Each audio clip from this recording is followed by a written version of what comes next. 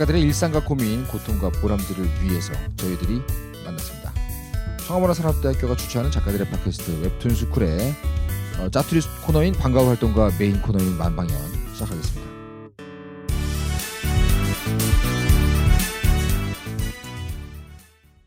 네, 안녕하세요. 저는 웹툰 작가 이종범입니다. 안녕하세요. 홍란지입니다. 네, 아주 많은 종류의 직함을 갖고 계신 홍란지 박사님. 제가요. 홍블리 만화요정. 좋습니다. 그런 거였어요. 그것도 있고 소장님, 아니에요. 박사님, 네. 교수님 또 그 있죠? 작가님도 마찬가지시잖아요. 교수님, 작가님, 이사님. 이사가 있구나. 진행자님. 내 마음속에 이사라는 단어가 네. 차지하는 자리가 너무 좁았나 봐요. 죄송합니다. 반성하고 네. 이사이기도 하지요. 네. 자, 오늘은 방과후입니다. 네. 근황 고 있으세요? 근황이요. 저희 저번 주에 되게 바빴잖아요. 정말 몸을 불살라서 교수님은 군만두를 구우셨고 네. 저는 어묵을 만들어서 팔다가 이거 무슨 얘기냐? 나중에 부침개를 굳혀서 팔았죠. 이게 무슨 얘기냐면 이제 청강대학교도 학생 축제가 있잖아요. 네. 그죠? 그 축제 시간에 교수님들이 분식집을 했어요. 우리 스쿨 학생들만을 위한 분식집. 왜 때문에? 그래가지고 저 같은 경우 이제 그날 하루 종일 뭔가를 부치고 굽고 튀기고 하다 집에 갔는데 달리가 너무 반겨주는 거예요. 맛있는 냄새 나서요? 온몸에서 튀김 냄새와 기름 냄새가 막 와서 그런지 달리가 이 정도로 반겨주는 적이 별로 없는데 난리가 났어요. 그래가지고 하여튼 그랬습니다. 근황인 거죠? 저는 팔에 보이세요?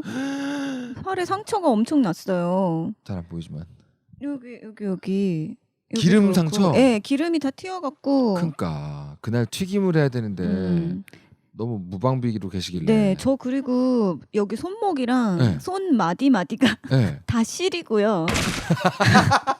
요즘에 계속 저녁만 되면 네. 비둘기가 막 모이 쪼듯이 이게 뭐야? 막 이렇게 고개를 막 이렇게 어, 가눌 수가 없이 네. 졸음이 쏟아져요. 너무 피곤한가 봐요. 오늘도 역시 그 체력과 나이에 대한 얘기인가요?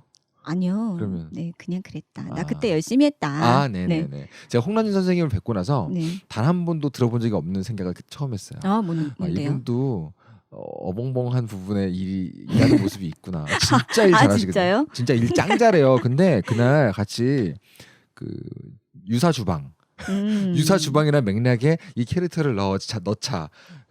그렇죠. 장르가 바뀌더라. 원래 여러분 아시죠? 익숙치 않죠. 그거 아시죠? 발상 수업할 때 제가 한번 그 실습을 했었어요. 어떤 작품의 공간과 설정을 가져오고 저는 다른 다른 스타일의 작품에서 인물을 가져와서 넣어보는 거예요. 네네. 그러면 인물이 장르를 좌우할까, 상황이 장르를 좌우할까에 대한 실습 실험을 해본 적이 있고 매우 재미있었어요. 양쪽 다 맞는 말인데 결국은 이제 공간 혹은 설정과 캐릭터 이 두 가지를 붙이는 그 조합에 따라서 발상이 되게 자극이 되거든요. 예를 들면 완전 느와르의 주인공을 시트콤에 넣으면 진짜 웃겨요. 그러게요. 막 너무 진지하지. 깔깔깔깔 이러고 혼자 그러고 있으면 진짜 웃겨요. 네. 반대도 재밌어요. 공포물의 개그 주인공을 넣어도 아주 재밌고 13일의 금요일이나 제이슨, 양들의 침묵 이런 데 마사루를 넣어보고 되게 재밌어요. 네. 발상으로 재밌어요. 그렇죠. 유사주방 상태. 이런 맥락에서 일을 할 때 홍란지 소장님을 캐릭터로 집어넣으니까 예상과 다르다. 제가 원래 그렇게 못하진 않는데요. 못하진 않았어요, 근데. 네. 근데 처음에는 좀 당황스럽기도 했고 제가 이렇게 딱 섰는데 약간 자리가 모호하더라고요. 이것도 가운데, 아니고 저것도 아니고 해서 여기는 내가 있을 자리가 아닌가 보다. 저는 일단 뭐라 그러지? 자신의 안전을 도모하지 않는 모습이 매우 그랬나요? 이색적이었습니다. 앞에서 기름 튀고 있는데 반팔하고 있고. 반팔로 이렇게 막 내가 장갑 들었잖아요. 목장갑. 일단 자신을 보호하는. 그렇네요. 아무튼 그랬습니다. 근데 재밌었어요. 저는 호객을 잘하는 것 같아요. 끝내주더라고요. 그렇죠. 영업. 무슨 호객. 그 청강대 건물 한 귀퉁이에서 했거든요. 네. 무슨 강남인 줄 알았어요. 강남 한복판에 푸드트럭인 줄. 전공 안 가리고 학생들을 이렇게 끌어오는데. 그렇죠. 그거는 학생회 그 친구들이 많이 끌어왔는데 일단 접근하면 네. 홍란지 선생님의 영업에 당할 수가 없더라. 그건 맞습니다. 지금 제가 팔고 있는 음식이 끝내주는 음식같이 느껴져요. 하여튼 그런 근황이 있었고 네. 저는 뉴스라인에 나오셨잖아요. 뉴스라인. 그거 너무 옛날이라 까먹었네요. 옛날이라고요? 중요하지 저번 주 않습니다. 아닌가? 중요하지 않습니다. 왜 중요하지 않아요? 불법 웹툰 사이트에 네. 대해서 이제 그 메이저 언론사들이 큰 관심을 보이고 있고요. 네. 거기에 대해서 어떤 상황인지에 대해 좀 얘기를 하는 작가가 필요해서 네네네. 제가 끌려갔다 왔죠. 근데 너무 든든하게 말씀을 잘해주셔서 기자인 줄 알았대요. 네, 그러니까요. 욕이 욕 같은데 이거. 작가같이 말 안 하고 왜 기자같이? 에이, 그렇게 말하면 작가분들 섭하시죠. 근데 제가 그때 네. 첫 번째 질문에 답하는 순간 제가 말하는 걸 제 귀가 들으면서 느꼈어요. 나 기자같이 말한다. 되게 리포터 하듯이 약간 이렇게 그쵸. 이제 약간 그 피해를 받고 있는 작가들의 입장을 좀 말씀드리러 나온 억울하기도 거잖아요. 하고 이래야 되는데 근데 너무 네, 덤덤하게. 이러이러한 상황에서 그렇게 된 것 같습니다. 딱 이렇게 시작을 하는 순간 잠깐만 이거 아닌 것 같다. 톤 조정을 해야 되는데 이미 플레인 되고 있고. 맞아, 약간 네. 나는 그것과 좀 떨어져 있어서 객관적으로 보고 있는 입장이야라는 식의 네. 그런 톤이었던 것 같아요. 오해입니다, 여러분. 뉴스 보신 분들 아시겠지만 전 작가로서 나간 거고 네.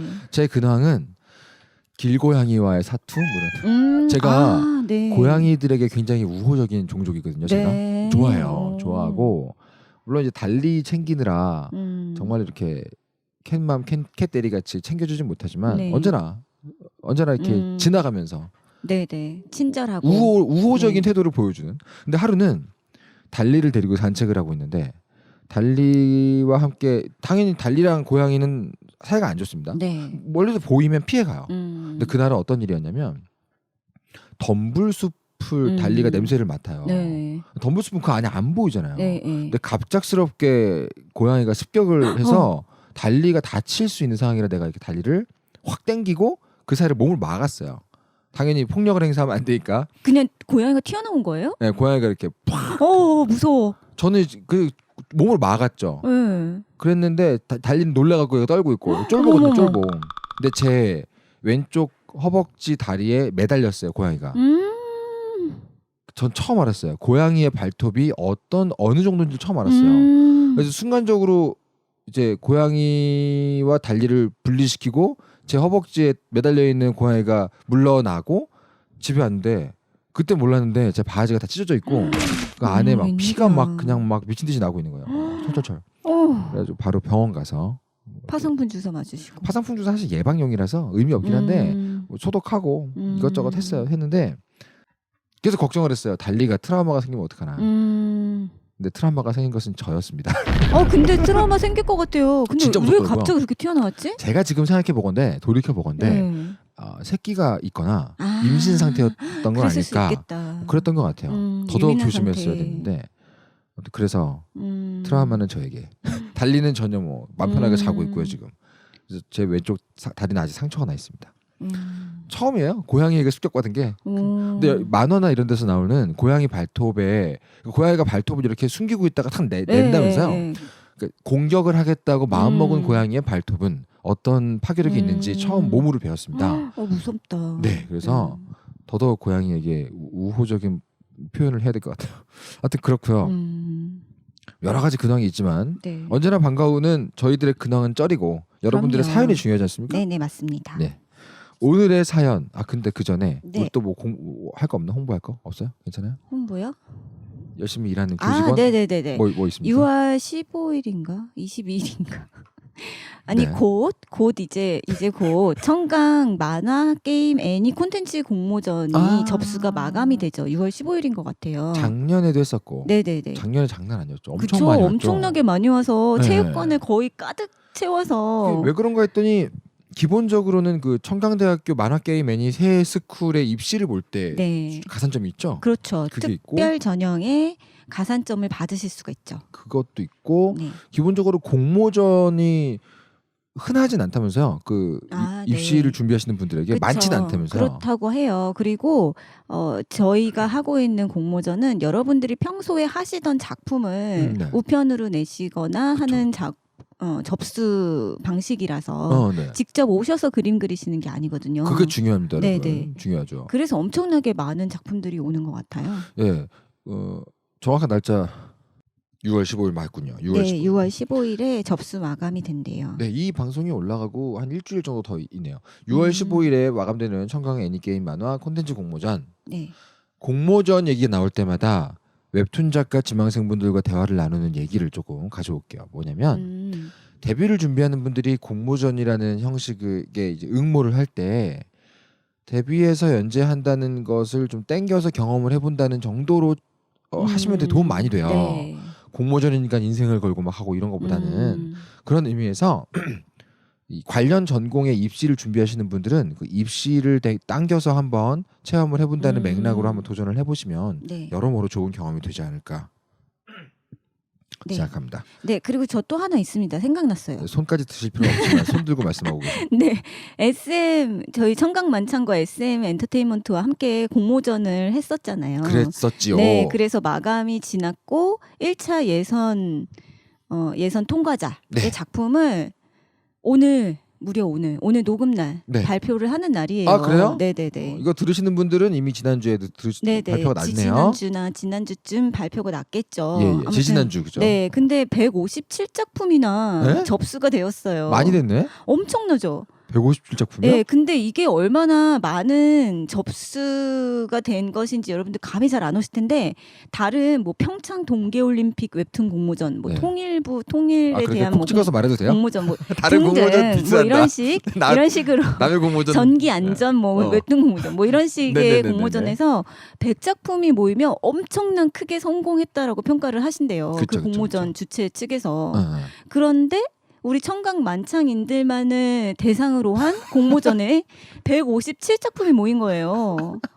와, 그래서 사실 공모전 이 1차의 마감 전날까지 한 3, 40작품이 올라오더라고요. 그래서 원래 그렇죠. 망했나? 뭐 어쩌지? SM 엔터테인먼트에 뭐라고 얘기를 하지? 뭐 이런 식의 생각을 했는데 마감 당일 바로 그 새벽부터 쭉쭉쭉쭉 올라오는데요. 나중에는 어머 어떻게 뭐지 왜 이렇게 그만 왜 이렇게, 보내. 왜 이렇게 많지?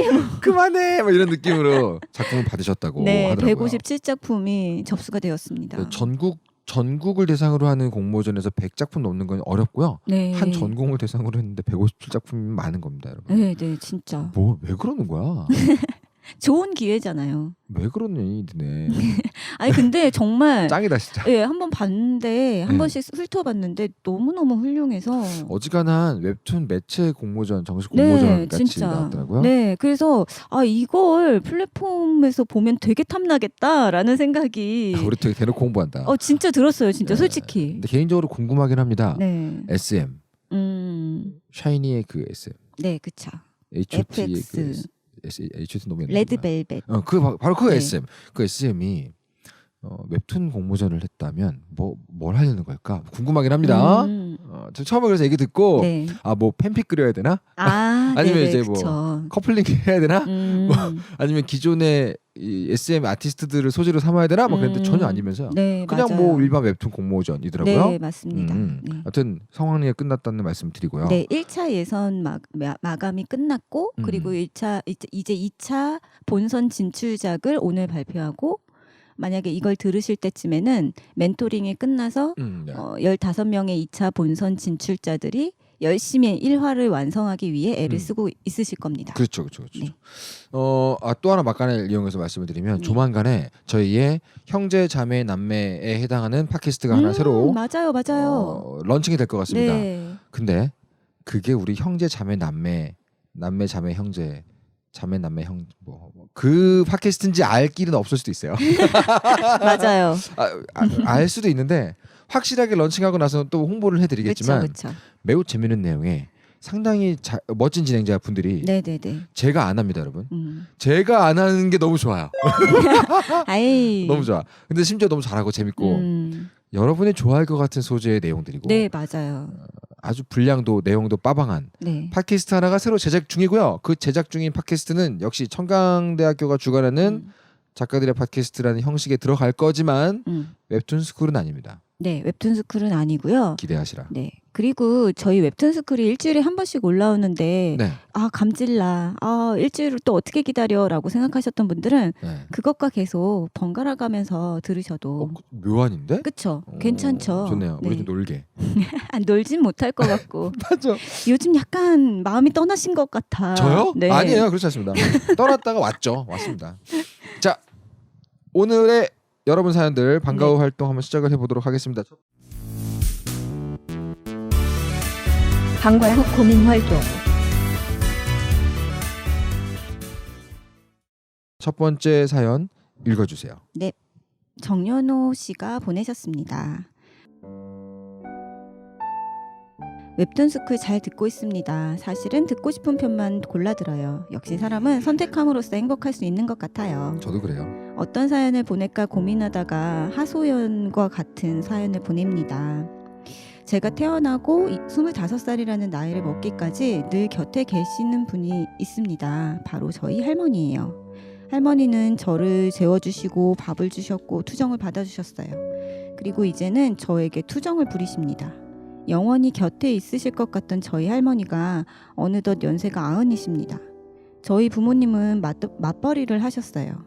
전 항상 학교에서 다녀오면 할머니께 용돈을 받아 문방구에 가서 불량식품을 샀습니다. 지금 생각해보면 할머니한테 돈이 있을 리가 없는데 왜 그렇게 돈을 달라고 투정 부렸는지 후회가 돼요. 불량식품을 사들고 TV 앞에 앉아 할머니 여동생과 TV를 봤습니다. 그리고 저녁이 되면 할머니 방에 셋이 함께 같은 이불을 덮고 잠이 들었어요. 부모님은 항상 늦게 들어오셔서 얼굴을 보고 잠에 들기가 힘들었습니다. 지금 이때를 생각하면 행복합니다. 저에겐 너무 따뜻한 기억이기 때문이에요. 저희 할머니는 아버지가 군대에 계셨을 때 면회 한번 간 적이 없다고 하십니다. 아버지 입장에선 무척 무심한 어머니였을 것 같습니다. 저는 2013년 12월에 입대를 했어요. 그리고 제가 입대한 다음 날 할머니께서 절 보내고 엄청 우셨다고 합니다. 나이가 드시면서 많이 여려지신 것 같습니다.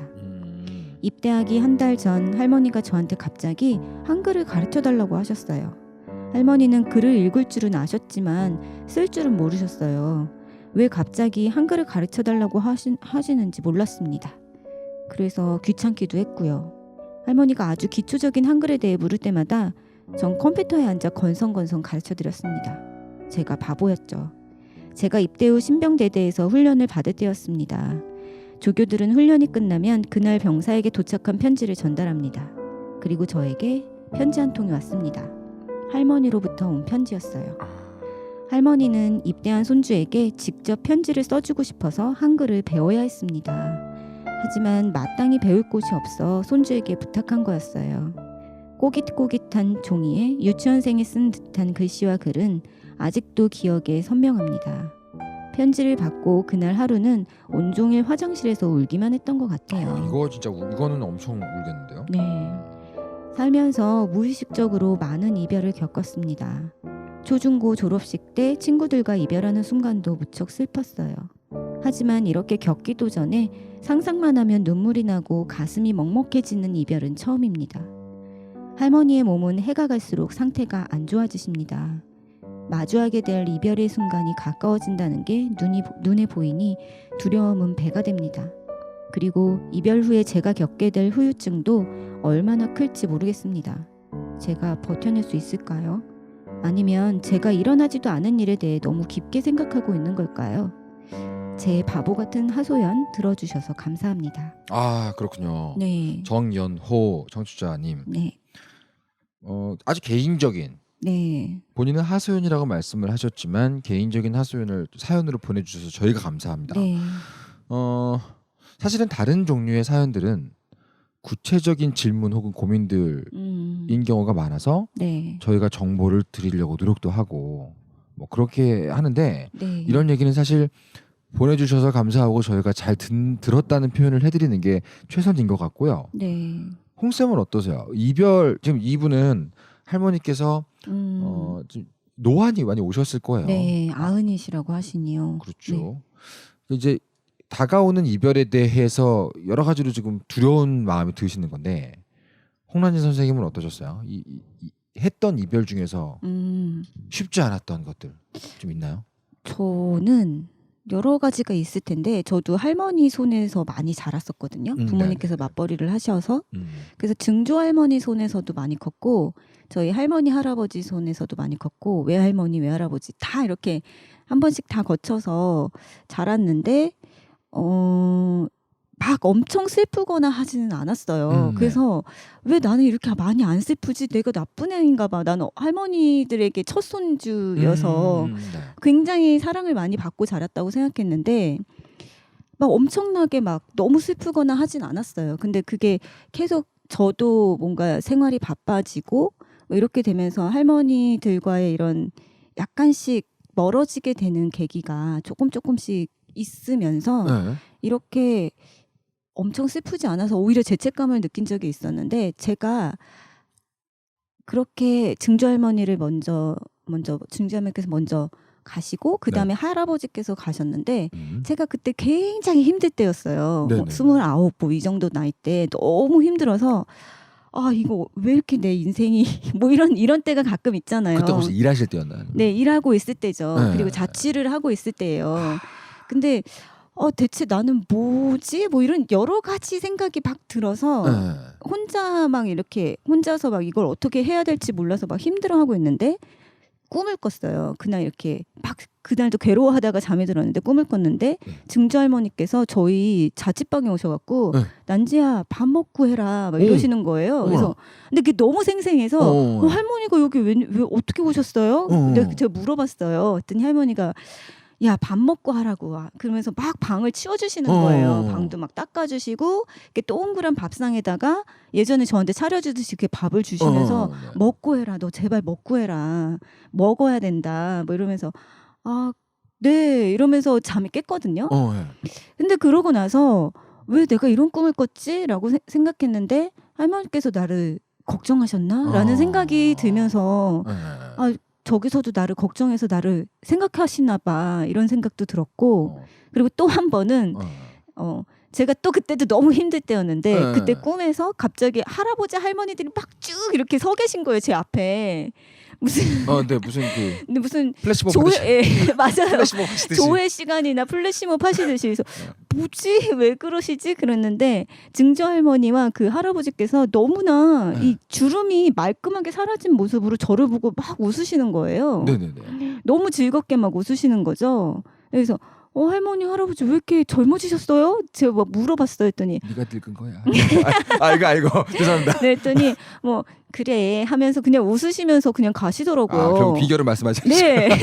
그게 궁금했는데. 네, 그래서 뭔가 할머니 할아버지께서 나한테 뭔가 좋은 일이 생길 거라고 응원해 주러 오셨나? 그러니까 할아버지 할머니께서 너무 표정이 밝게 웃고 계셔서 그때 제가 너무 힘들었던 일이 뭔가 좋을 수도 있겠다라는 생각으로 그냥 꿈이 끝났거든요. 근데 실제로 제가 고민하던 것들이 좀 해결이 되는 그런 일들이 있었어요. 네.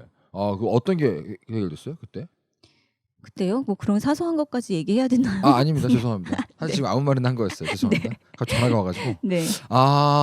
그러면 그 뒤에 갑자기 막 몰려오거나 그런 건 아니었어요? 그 뒤에? 그 뒤에 이별이 가끔씩은 힘들었다고.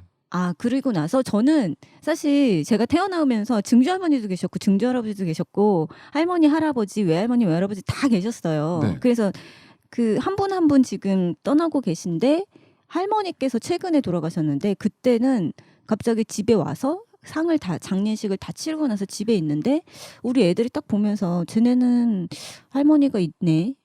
근데 나는 이제 할머니가 안 계시네. 라는 생각이 너무 갑자기 뭔가 이렇게 팍 북받쳐 오르는 거예요. 그래서 제가 막 애들 앞에서 엄마는 이제 할머니가 안 계셔. 그래서 막 울었던 기억이 나요. 그렇죠. 우리 할머니가 안 계셔, 현빈아. 뭐 이러면서. 그 얘기를 제가 들은 게 외할머니 외할아버지 돌아가실 때 어머니가 너희한테는 엄마 아빠가 있다 이제 엄마는 고아야. 그거 들었을 때 확 왔죠. 전 좀. 확실히 나이가 좀 들면서 계속해서 주변에 죽음이 좀 잦아지잖아요. 네, 맞죠. 그것도 원하지 않지만 연습이 되어가고 있는 건지 제가 거기에 적응하고 있다는 느낌이 들었었어요. 네.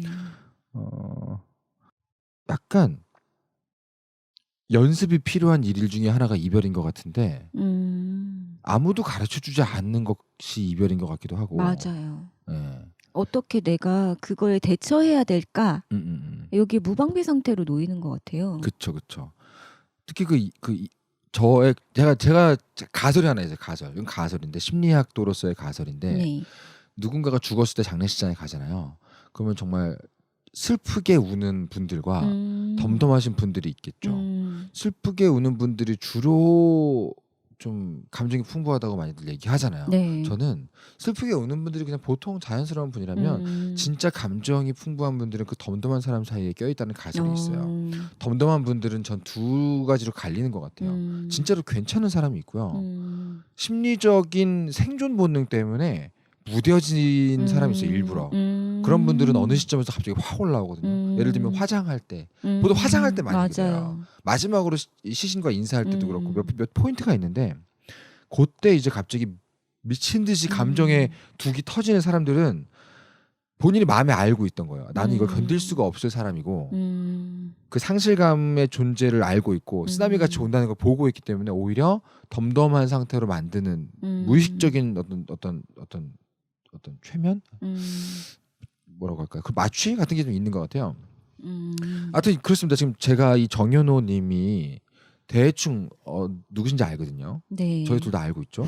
이분 작가를 꿈꾸고 계신 분이라는 걸 알고 있고. 네. 근데 사실 제가 어렸을 때 많이 듣고 싫어했던 말 중에 하나가 나 힘들어 죽겠는데 나 개인적으로 너무 힘들어 죽겠는데 작가가 되는데 도움될 거야. 작가로서 큰 어떤 자양분이 될 거야라는 말을 하는 말이 참 그쵸. 머리로 이해가지만 싫었어요. 저도 싫었어요. 네, 왜냐면 그거는 아픈 만큼 성숙해져 어른이 되는 거야. 군대 갔다 와서 사람 됐네 요런 맥락의 말과 비슷한 논리기 때문에 맞아요. 내가 나 스스로 그렇게 생각하는 건 괜찮아. 근데 네가 말하는 건 싫어. 이런 느낌이거든요.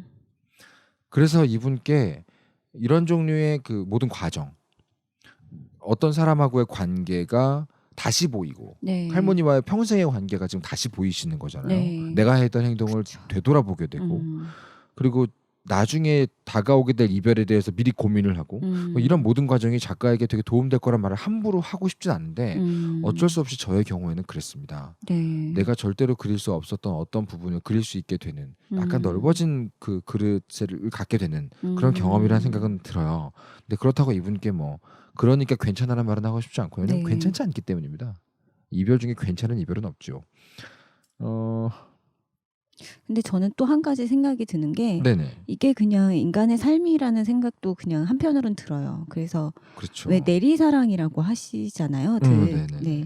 그러니까 할머니께서 본인의 아들을 키울 때는 덤덤하기도 했고 너무 살기가 바쁘니까 그냥 무심하게 지나치기도 했는데 이제는 손주가 그렇게 예뻐 보인다고 하세요 다들. 네네네. 그러니까 나는 아이를 내 자식을 키울 때는 너무 바쁘고 힘드니까 그죠. 이쁜 줄 모르고 막 헤쳐서 나가다가 네. 진짜 이제는 약간 황혼기에 들어서 여유가 생겨서 아이들을 보니까 너무 예쁘시대요. 얼마나 예쁘겠어요. 네. 근데 저는 제가 받은 그 할머니 할아버지들의 그런 사랑과 부모님의 사랑이나 그 가족들의 이런 사랑들이 이게 다 저한테 어디 가지 않고 저희 아이나 그리고 또 제가 손자를 보거나 하면 그 내리사랑으로 내려가는 것 같아요. 그래서 그렇죠. 네, 이게 그래서 어떻게 보면 계속해서 순환이 되는 이런 건데 항상 우리가 해야 된다 그리고 해야 해라고 뭔가 도덕적인 윤리적인 이런 마음들은 잘 안 되니까 해야 된다고 얘기하는 거거든요. 그렇죠. 네. 힘든 거니까 하라 그러죠. 네네네. 그래서 어떻게 보면 이게 너무 당연하다라는 생각이 저는 사실 들어요. 그래서 그렇죠.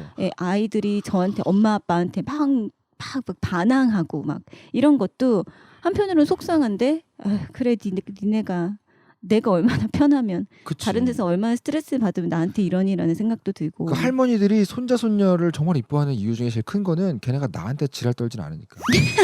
그거 아세요? 그 지랄 떤다가 그게 학술 용어인 거 아세요? 아, 네. 발달 심리학 용어예요. 아 정말요? 발달 심리학 전문 용어 중에 지랄 떤다였나 지랄 맞다 아니 뭐 용례가 어떻게 되지? 하여튼 그 지랄 뭐가 있어.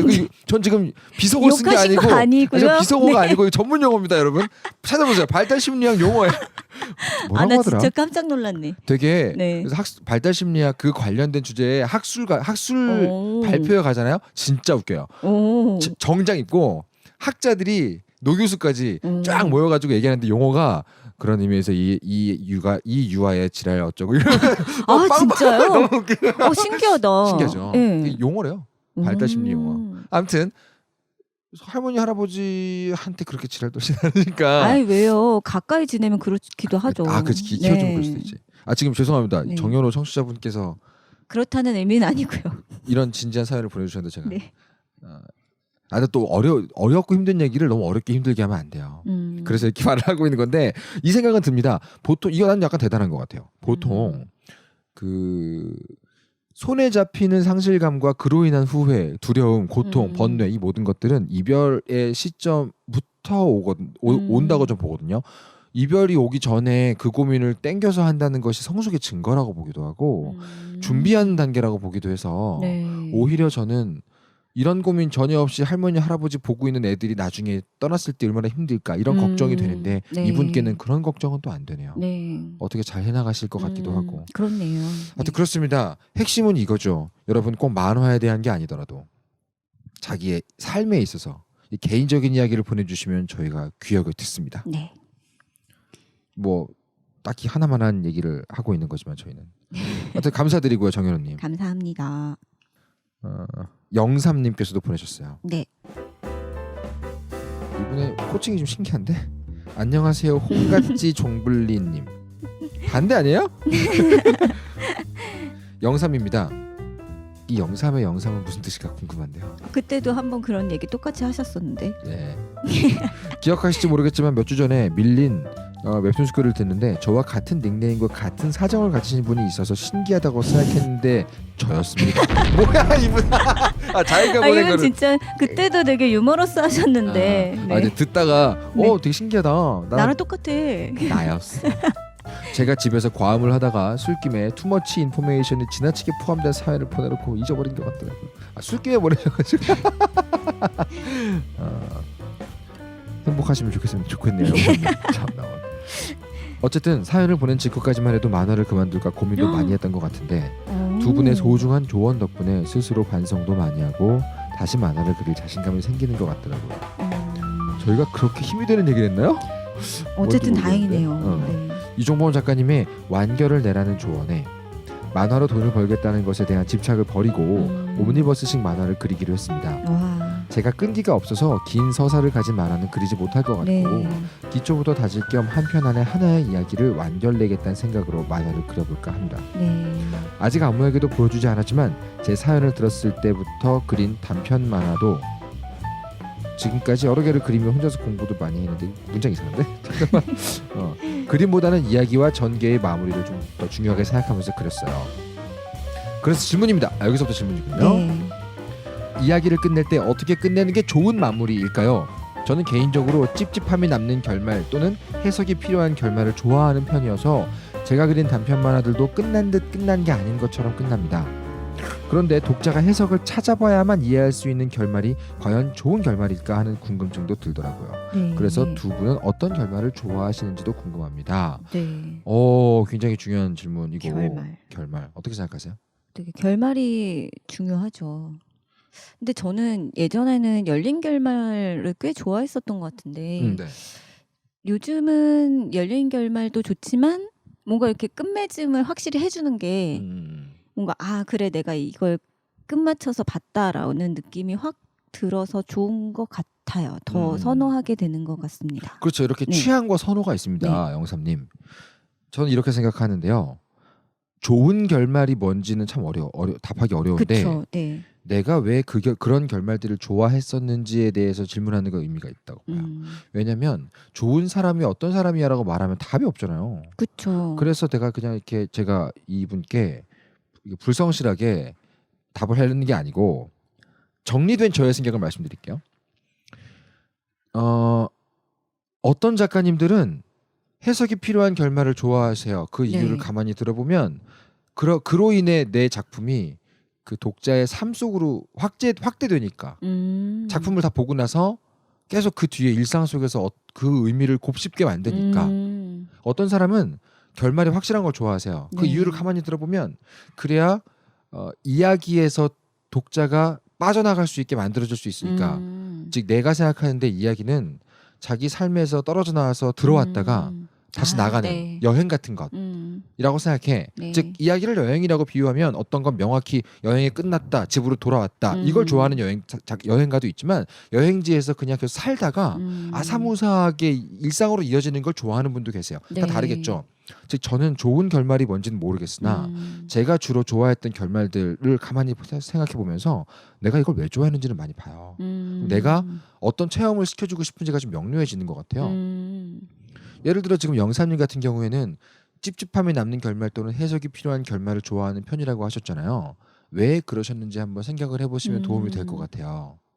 하지만 독자가 해석을 찾아봐야만 이해할 수 있는 결말이 과연 좋은 결말일까라고 궁금증이 드셨다면 다른 가능성이 마음속에 좀 생긴 걸 수도 있겠죠. 그렇죠. 다양한 결말을 내보십시오. 저는 개인적으로 저의 개인적인 생각은 마지막 결말을 딱 봤는데 이 작가하고 연결됐다는 느낌을 주는 결말이면 다 좋아해요. 맞아요. 열린 그런 것 결말일 같아요. 때도 있고 깔끔한 종지일 때도 있는데 그런 형식에 의해서 내가 이 결말을 좋아하고 싫어하고는 좌우되지 않는 것 그런 것 같고 같네요. 네. 지금 내가 작가와 무슨 얘기를 나눴다. 그 작가에 대해 좀 알게 됐어. 그 작가가 나한테 말을 건 것 같아. 이런 느낌이 들면 그때는 되게 좋은 결말이라고 느껴요. 그런데 그렇지 않은 결말들을 보면 누군가의 전화벨이 울리고 있네. 아 여기까지 오는 동안 잘 즐겼다. 이 정도에서 그냥 끝나는 것 같아요. 그쵸. 맞아요. 그러니까 그 결말이라고 하는 것들이 지금 되게 갑자기 또 헷갈렸는데 네네. 열려있는 결말, 독자가 해석할 수 있는 결말, 그리고 뭔가 종집으로 확실하게 끊어주는 결말이 어떻게 보면 또 같다라고도 제가 갑자기 또 생각이 드는 게 슬램덩크에서 강백호가 뭐 난 천재니까. 네 이러면서 끝나는 것도 분명 뒤에 무슨 이야기가 있을 것 같지만 이 캐릭터에게는 네. 그냥 그 슬램덩크에서 슬럼덩크요? 죄송합니다. 슬럼덩크 괜찮아. 슬럼덩크. 슬램덩크에서 강백호의 그래 어떤 보이고 성장하려고 하는 그 시점까지는 어쨌든 끝맺음이 있었던 거잖아요. 기승세. 네, 네네네. 아, 죄송합니다. 죄송해요. 네, 배가 돈부. 되게 많네. 죄송합니다. 네, 네, 그래서요. 네. 끝내려고- 그래서요. 네, 그렇다고요. 삐지지 말고 자꾸 눈에 그래서요. 보여서. 네. 네네네. 그래서 뭐 단편이라고 하더라도 그 어떤 그 작은 사건, 네.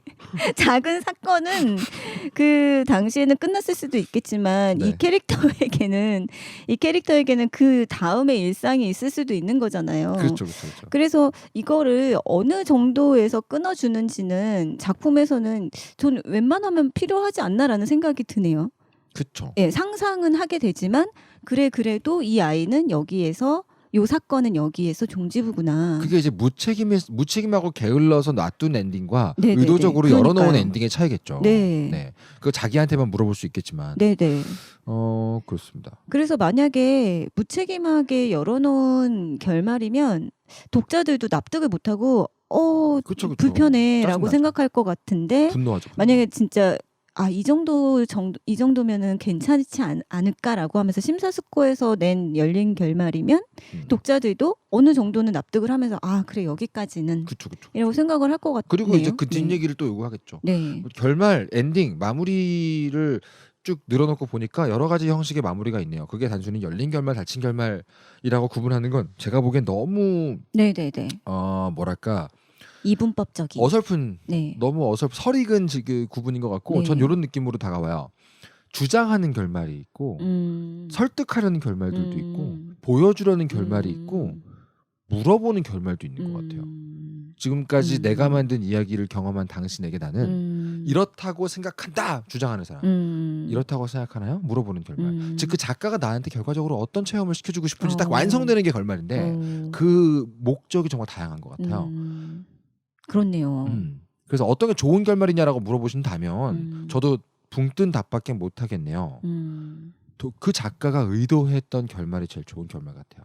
좋은 것 같습니다. 근데 네. 그 두 가지 실패의 담이 있죠. 첫 번째, 그 작가가 의도한 결말을 내는데 실패한 두 가지 이유. 하나는 의도 자체를 작가가 모를 때. 나는 어떤 의도로 그리고 있지? 그럼 의도 자체가 없으니까 어떤 결말도 의도에 맞을 수가 없겠죠. 그렇죠. 두 번째는 의도한 게 있는데 제대로 효과적으로 수행되지 못하는 결말을 냈을 때 이건 이제 테크닉의 문제나 연구의 문제라고 보고요. 그런 면에서 영삼님 단편을 그리실 때 옴니버스식 단편을 여러 개 그려보겠다고 하셨잖아요. 네. 다 해보세요. 좋네요. 단편이 네, 좋은 게 뭡니까? 시도하기 그러게요. 좋은 거거든요. 한 200화짜리 그려야 되잖아요. 그럼 시도 한 번 하는데 한 4년 걸려요. 근데 옴니버스식은요. 요번 단편은 이렇게 내보자 저렇게 내보자 아니면 하나의 단편을 다른 식의 엔딩으로 내보기도 하고 그래서 좋네요. 디렉터즈 컷 네. 뭐 이런 식으로 버전 몇 개가 나오기도 하고 이런 식으로 연습해 보시면 네. 좋은 것 같습니다. 네. 이야기의 결말 내는 법에 대한 수업이 청강대 만화스쿨의 스토리텔링의 이해 이야. 11주차죠. 역시 다 있어. 테마에 대해 수업할 때 아주 깊게 다루는데 네. 여기서 말할 수는 없네요. 너무 길어서 네, 그럼요. 안타깝습니다. 네. 다 까면 안 돼요. 다음 사연을 읽어볼까요? 네. 김잔딘 님이십니다. 네네. 안녕하세요. 2달 전 웹툰 스쿨을 알게 되어서 지금 막 정주행을 마친 신입 애청자입니다. 반갑습니다. 뉴비. 네. 처음에는 닥터 프로스트의 이종범 작가님의 이름이 반가워서 한 편을 들었다가 홍난지 교수님이 궁금해져서 첫 회부터 정주행을 하게 되었네요. 역시 저는 그냥 미끼일 뿐입니다. 여러분, 전 미끼예요. 왜 이러시지 또? 진짜는 홍블리. 아닙니다. 네, 저는 3개월째 만화학원을 다니고 있는 20대 후반 직장인이에요. 저는 그림을 못 그리지만 만화를 그리고 싶습니다. 네. 전공도 아니고 재능도 없어서 한 번도 꿈을 누군가에게 말한 적이 없지만 저의 꿈은 제가 만든 이야기를 만화로 표현하는 것입니다. 네. 일과 병행을 하며 무언가를 배우는 것은 참 어렵고 재능이 없어 실력도 오르지 않아 마냥 즐겁지만은 않습니다. 학원에서는 제 나이가 너무 많아서 가장 많아서 내가 너무 늦어버린 것이 아닐까, 안 되는 일에 시간과 돈과 에너지를 낭비하는 것이 아닐까 하는 생각이 자꾸 드네요. 네. 특히 혼자 버둥거리며 무언가를 해보려 해서 발전 없이 우울해지는 것 같아요. 그림을 그리지도 못하고 센스도 없고 비유가 해부하고는 어렵고 진도는 따라가기 버겁고 네. 그만둔다면 후회할 텐데 사실은 잘 그리고 싶은데 너무 불가능한 것일까? 이런저런 생각이 들다가 이 팟캐스트를 들으며 마음이 따스하신 따하신 뭐지? 따하신? 네, 따스하신이 아닐까요? 네, 따스하신 따하신 작가님과 교수님의 이야기를 들으며 마음의 위로가 되네요. 되나요? 너무 웃겨. 제가 진짜 짱이다. 죄송합니다. 오타예요? 아니요, 제가 혼자서 잘못 읽었어요. 마음의 위로가 되나요? 네. 되면 좋겠네요. 되네요. 좋은 말씀을 해주시고 재미있는 데다가 예쁘게 말씀해 주셔서 들으면서 행복해져요. 감사합니다. 아이고야. 제가 그리고 가끔씩 이렇게 실수를 해서 짱인 거. 되게 절묘하게 잘못 읽으세요. 아 그렇네요. 내가 왜 그러지 자꾸? 아 나이 탓인가? 아 그래 나이 때문이야. 아니. 네 그런 것 같네요. 아니에요. 옛날에 안 그랬어요? 잘못 읽고 이런 거? 옛날에도 그랬죠. 뭐. 그럼 뭐 나이 탓이 아니네. 그냥 그런 캐릭터. 네. 캐릭터 기본 스탯. 네. 김잔디님께서 보내주신 사연을 읽었습니다. 네. 뭘 쓰신 거예요 지금? 아 오늘 날짜요. 낙설하셔가지고 그 김잔디님의 현재 상황에 대해서 들려주셔서 너무 감사합니다. 네. 저희가 예쁘게 말하나요? 그랬나 봐요. 예쁘게 들어주셔서 너무 감사하네요. 이런 게 네. 이쁜 거구나. 네. 홍란지 선생님 확실히 이쁘게 말씀하시는 게 있는 것 같아요. 그래요? 네. 지금 하신 말씀이 네. 그림도 못 그리고 센스도 없고 비율과 해부학은 어렵고 이거 근데 잘 그리고 싶은데 불가능한 걸까? 저기 그 김잔디님 어려운 걸 가지고 어렵다고 말씀하시니 제가 어려운 게 맞다는 말 외에 드릴 말씀이 없는데 그건 맞습니다. 진짜 어려워요. 제가 네. 진짜 재능 약간 진짜 센스가 없거든요. 말씀드렸잖아요. 그림 쪽 센스가 진짜 없어요. 해부학 비율 이것도 약간 노가다에 가까운 연습을 꾸역꾸역 해서 여기까지 그나마 왔는데 제가 못 넘어가는 선이 보이거든요. 지금 김잔디님이 말씀하신 게 어려운 게 맞고요. 네 맞아요. 근데 지금 이 부분이 매우 울립니다. 저는 그림을 못 그리지만 만화를 그리고 싶습니다. 네. 그림을 못 그리지만 만화를 그리고 싶다는 말은 전혀 이상한 말이 아닙니다. 그럼요. 저는 달리기를 못하지만 요리를 하고 싶습니다. 네. 뭐 이런 얘기입니다. 네. 다를 것 같죠? 같은 말이에요. 저는 체력이 약하지만 셰프가 되고 싶어요. 이 정도로 말하면 약간 비슷한 것 같죠? 맞아요. 연관은 있지만 딱 붙어 있지 않습니다. 뭐가 만화가를 만든다고 생각하세요? 잠깐 홍 박사님은? 저는 만화가를 만드는 건 뭘까요? 처음에는 재능이 어느 정도는 동기는 될 것 같은데요. 네. 그러니까 그림을 좀 잘 그려라고 하면은 그리고 내가 만화책을 많이 좋아해라고 하면 그게 출발선에선 그게 동기가 될 수 있는데 끈기인 것 같아요. 끈기. 네, 그러니까 이거를 내가 재능으로는 그걸 못 따라잡는 것 같거든요. 그러니까 네. 내가 재능만으로 이걸 시작을 해서 계속 그냥 잘 그린다는 얘기를 어느 정도 들어오면 이 재능을 넘어선 어떤 노력을 하려고 하지 않아요. 그렇죠. 네, 나는 원래 잘했는데 뭐라는 생각으로 더 이상의 노력이나 이런 걸 끈기 있게 못하는 것 같아요. 왜냐하면 그 끈기가 들어가는 순간 난 재능이 없어져 버리거든요. 맞습니다. 네, 그러니까 나에 대한 이제껏의 정체성이 무너져 버려요. 그래서 저는 오히려 김잔디님처럼 이런 열정과 이 열정이 끈기를 뒷받침해줄 수 있다고 생각하거든요. 그러면 잠깐만요. 재능이 출발점이지만 결과적으로 만화가를 만드는 건 끈기인 것 같다고 하셨는데 네. 그럼 그 끈기는 어디에서 나올까요? 훨씬 더 열정이라고 지금 네, 보셨죠? 열정이라는 생각이 들어요. 그럼 그 열정은 어디에서 나올까요? 띠라리라리라리라라. 띠라리라리라리라리. 저는 거기에서 그 열정은 이유에서 나온다고 생각해요. 내가 왜 만화를 해야 되는가? 하고 싶은가. 음. 저는 자기하고 꾸준히 대화하는 습관적인 그 대화 주제가 이유에 대한 거면 참 좋겠다 생각을 많이 해요. 네. 내가 이거 왜 어떤 이유로 만화가를 하고 싶은지를 막 파고 들어가다 보면 대부분 어디로 가냐면 나를 행복하게 해줬던 만화들로 가더라고요. 나를 완성해줬고 나에게 뭐 다른 걸 줬던 만화들로 가게 돼요 결국. 네. 그래서 내가 지금 이렇게 만화책 사이에 파묻혀 사는 거예요. 네. 저 개인적인 믿음은 그렇습니다, 김잔디님. 만화가를 만드는 것은 과연 무엇일까? 그림도 아니고 해부학도 아니고 비율도 아니고요. 재능도 아니고 감각도 아니고 소재도 아닙니다. 내가 만화가가 되고 싶은 이유. 그게 저의 생각이에요. 그리고 지금 뭐 만화가 지망생치고 만학도라고 하셨는데 20대 후반에 학원에서 재능 없음을 탓하며 연습하시는 스스로가 왜 그렇게 이 어려운데 하고 있는 건가? 가끔씩 이렇게 심심풀이 껌 씹듯이 생각해 보시길 조심스럽게 한번 권해보고 싶네요. 네. 저에겐 매우 효과적이었어요. 네. 저에게는 아주 큰 효과가 있었기 때문에 주로 제가 권하고 다니는 것입니다. 뭐 그럴 땐 잠깐 뭐 쉬어봐. 뭐 그럴 때 잠깐 뭐 음악을 들어봐. 취미를 가져봐. 무슨 연습을 해봐. 이런 거는요. 이유를 찾고 나면 다 해결돼요. 난 뭐 때문에 한다. 그 이유가 명확해질수록 나머지 문제들은 저절로 해결이 되더라고요. 그러니까 교수님께서는 내가 보았던 만화들처럼 나도 그려보고 싶다. 내가 표현해내고자 하는 작품을 만들어보고 싶다. 이런 식의 이유였던 그 건가요? 이유는 네. 초반부 이유였고요. 네. 또 물어보죠. 네. 왜 그런 것들이 꽂혔어? 왜 그 만화들이 널 건드려줬어? 또 들어가죠. 계속 해요, 그를. 계속 하는 거예요. 계속 하다 보면 나중에는 답이 안 나오거든요. 그러면 몇 년 뒤에 답이 나온다는 얘기가 돼요. 그럼 이제 거기까지가 일단 1차적으로 끝난 거예요. 그 답이 나왔을 때까지는 또 그 답으로 끈기 있게 하고 껴안고 가는 거죠. 네. 근데 지금 내가 할 수 있는 답을 끝까지 가면 꽤 긴 기간 동안 열정을 가져와 주더라고요. 그게 열정이 사라졌어 또 내가 하기 싫어. 그럼 이제 딱 보면 그 이유가 이제 다 끝났어요. 이게 이제 이유를 다 쓴 거예요, 제가. 또 물어봐요, 저한테. 그쵸. 이런 식으로 약간 물어봐 보시면 어떨까. 네. 그리고 저는 좀 자기 자신에 대해서 객관적으로 보실 필요도 있는 것 같아요. 객관적으로요? 네. 나는 그러니까 재능이 없다 이렇게. 아니요. 재능이 있건 없건 나는 할 수 있건 없건 간에 이거를 오랫동안 내가 가지고 갈 수 있는 사람인가에 대해서도 한번 여러 번 생각을 해보시고 그쵸. 만약 그렇지 못하게 될 경우에는 또 다른 대처가 나올 것 같거든요. 저는 이분에 대해서 네. 아주 낙관적으로 보고 있습니다.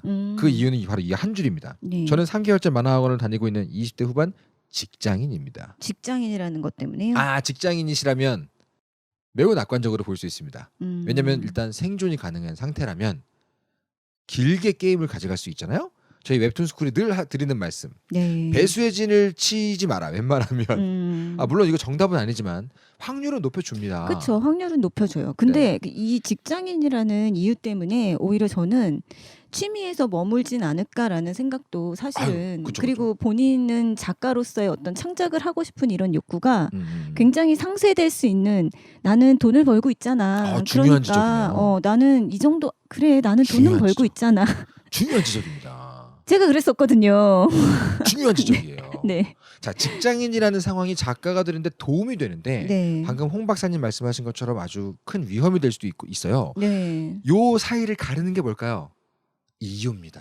이유? 만화를 그리는 이유예요. 직장인인데 그런가? 아니면 뭔가 석연치 않아 하시는. 네, 뭔가 좀 더 뭐가 있어야 되지 않을까? 나는 그때 만화가가 되고 싶은 이유가 명확했다고 생각을 했는데 뭐였어요? 내가 여지껏까지 꿈꿔왔던 것이고 저도 박희정 선생님처럼 만화를 그려봐야 돼. 그러니까 왜 그랬던 거예요? 좋으니까 왜, 나는 왜 좋았는데요? 그럼 거기까지 더 생각을 해봐야 되나요? 이건 아주 초입입니다, 선생님. 왜 좋았지? 그냥 이거 좋은데. 제가 너무 여러 번 얘기해서 또 말하기 좀 네. 부끄럽지만 말씀을 드리자면 만화 그려서 좋았어. 이렇게 이 이유까지 오신 분은 만화를 그리다가 안 좋아질 만큼 빡센 야작을 하다 보면 싫어져요. 그럼 안 그리잖아요. 근데 내가 만든 이야기로 누군가가 내 거를 보고 네. 멋지게 표현하는 그 자체가 그냥 좋을 수 있잖아요. 그 다음 이유로 가면 더 멀리 갈 수 있는데요. 어떤 이유요? 여러 번 얘기했던 것 같지만 죄송합니다. 또 말해보자면 다양한 이유의 단계가 있는 것 같아요. 그리고 그 이유마다 지금 하고 있는 일을 언제까지 할 수 있을까, 즉 유통기한이 정해지는 것 같아요. 옛날에 이제 초등학교 때 만화를 그렸는데 주변에 친구들이 막 너무 좋아해주는 경우가 생기면 네. 신나잖아요. 그래서 만화를 그리겠다고 만화가가 돼야겠다 마음 먹은 10살이 있어요. 주변에 친구들이 좋아해주기 때문에 만화를 그리고 있잖아요. 처음으로 악플이 달리는 순간 만화를 그릴 이유가 사라집니다. 왜냐면 그분은 사랑받기 위해 만화를 그리고 있기 때문이죠.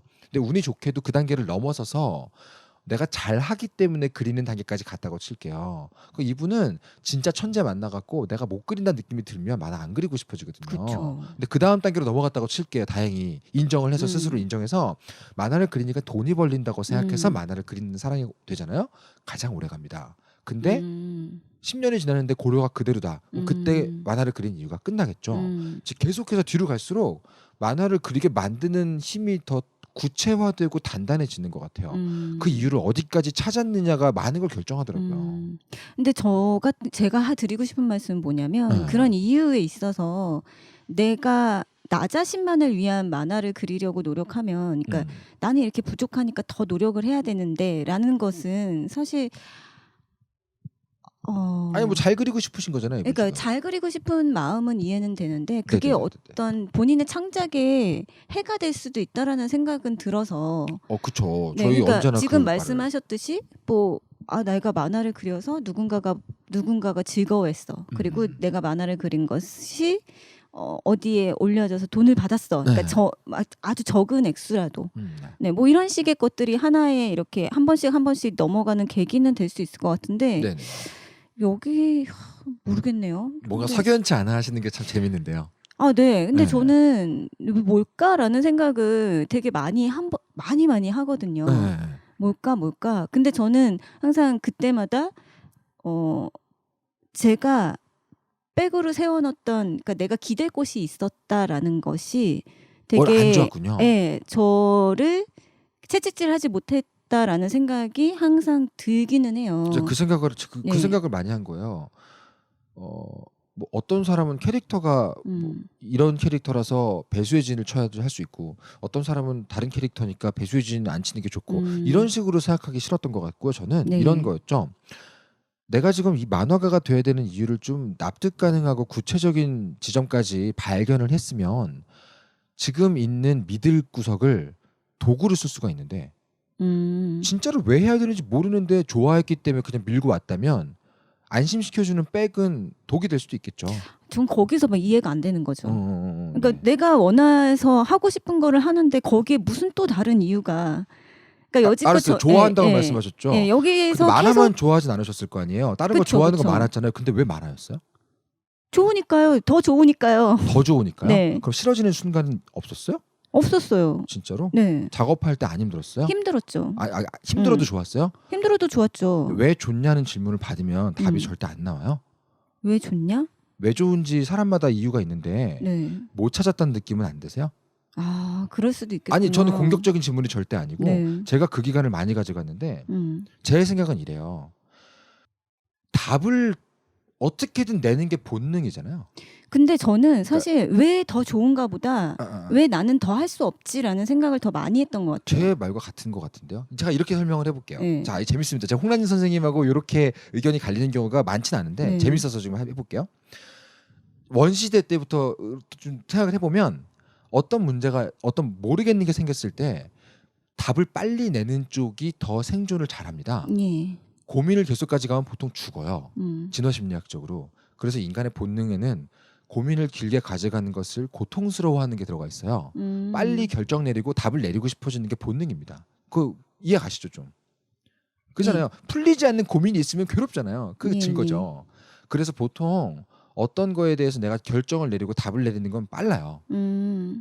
그래서 한 번 더 내가 나 이거 왜 좋아하지라는 질문을 하면 보통 시간이 걸려야 답이 나오는 거기 때문에 괴로운 나머지 보통은 그 부분을 덮어둬요. 이유가 있어? 필요해? 라는 말로 피해가요. 나 그게 본능이라고 생각해요. 그런데 어떤 질문은 그 질문을 계속 하다 보면 5년 뒤에 답이 나올 때가 있어요. 5년 동안 고통스럽다는 뜻이지만 그 결과 얻어낸 이유는 상당히 단단하고 구체적이라는 얘기죠. 그런 의미에서 저는 이제 만화가 좋아서 한다는 답변도 매우 유용하다고 보지만 그게 질문의 끝이라고 믿지는 않는 것 같아요. 무슨 말이냐면 다른 것도 좋아하는데 왜 꼭 굳이 만화였어? 라고 물어보면 자기 또 모르고 있었거나 알고 있는데 무시하고 있었던 어떤 다른 이유가 한 가지 더 있을지도 모르고 그걸 발견하는데 오랜 시간이 걸릴 수 있을지 모르지만 그게 고통스러울 수 있을지 모르지만 거기까지 가보는 건 꽤 큰 도움이 된다고 믿는 거죠. 물어보시니까 좀 생각나는 거는 만화는 예전에 미티 작가님 인터뷰에서 다른 일을 할 때는 그게 내 작업이라고는 생각이 안 드는데 누군가의 작업을 해준다는 생각이 드는데 이거는 내 작업이다라고 나만의 것이다라고 느낀다고 했었잖아요. 네네네네. 근데 저는 그거 되게 많이 느꼈었거든요. 온전히 나의 것이니까 나는 내가 만든 것을 나 혼자만이 완벽하게 만들 수 있게 해야지. 제가 약간 남들의 손에 못 믿는 편이었던 것 같아요. 그때는. 그래서 그 나 혼자만 내가 표현할 수 있는 것을 제대로 표현하고 내가 좋아하는 그것에 되게 많이 매료가 되었었던 것 같거든요. 약간 이해가 되는 게 있네요. 네, 근데 거기에서 내가 혼자서 할 수 없다라는 벽이 느껴지면 굉장히 괴로운 거죠. 그래서 거기서 차라리 나 자신을 빨리 이해를 해버리고 너는 여기까지야. 그러니까 더 이상 뭔가를 더 발전시켜 나가려, 그러니까 어떤 테크닉적으로 발전보다는 그러니까 인체 비율이나 해부학이나 이런 거보다는 하고자 하는 얘기를 빨리 완성해 버리는 그런 완결을 내봐라라는 의미인 거죠. 그 완결을 내볼 필요가 있어라는 것에서 제가 되게 맴돌았던 것 같아요. 내가 하고 싶은 것은 이 정도의 수준은 아니었는데 여기서 더 완벽하게를 하고 싶은데 그거를 그냥 타협을 하지 못했던 거죠. 그래서 저는 계속 그래서 뭔가 이런 고민 사연이 올 때마다 너무 완벽함을 추구하다가 창작을 못 하시게 되면 어쩌나라는 그런 식의 반응을 보이는 거예요. 개인의 경험에서 나온 네네네, 그렇죠. 지금 말씀을 들어보니까 홍란지 소장님에 대한 이해가 좀 올라간 것 같은 느낌이 드는 게 뭐가 있냐면 그 부분이 매력적이라서 온전히 나의 것을 갖는다는 부분이 매력적이어서 창작을 준비하셨던 난 얘기를 들으니까 지금 학자로서 연구해서 논문을 쓰는 것이 되게 작가적인 활동이신 거잖아요. 전 되게 즐거워요. 그래서 지금 현재 학자로서 연구하는 게 즐거우신 것 같아요.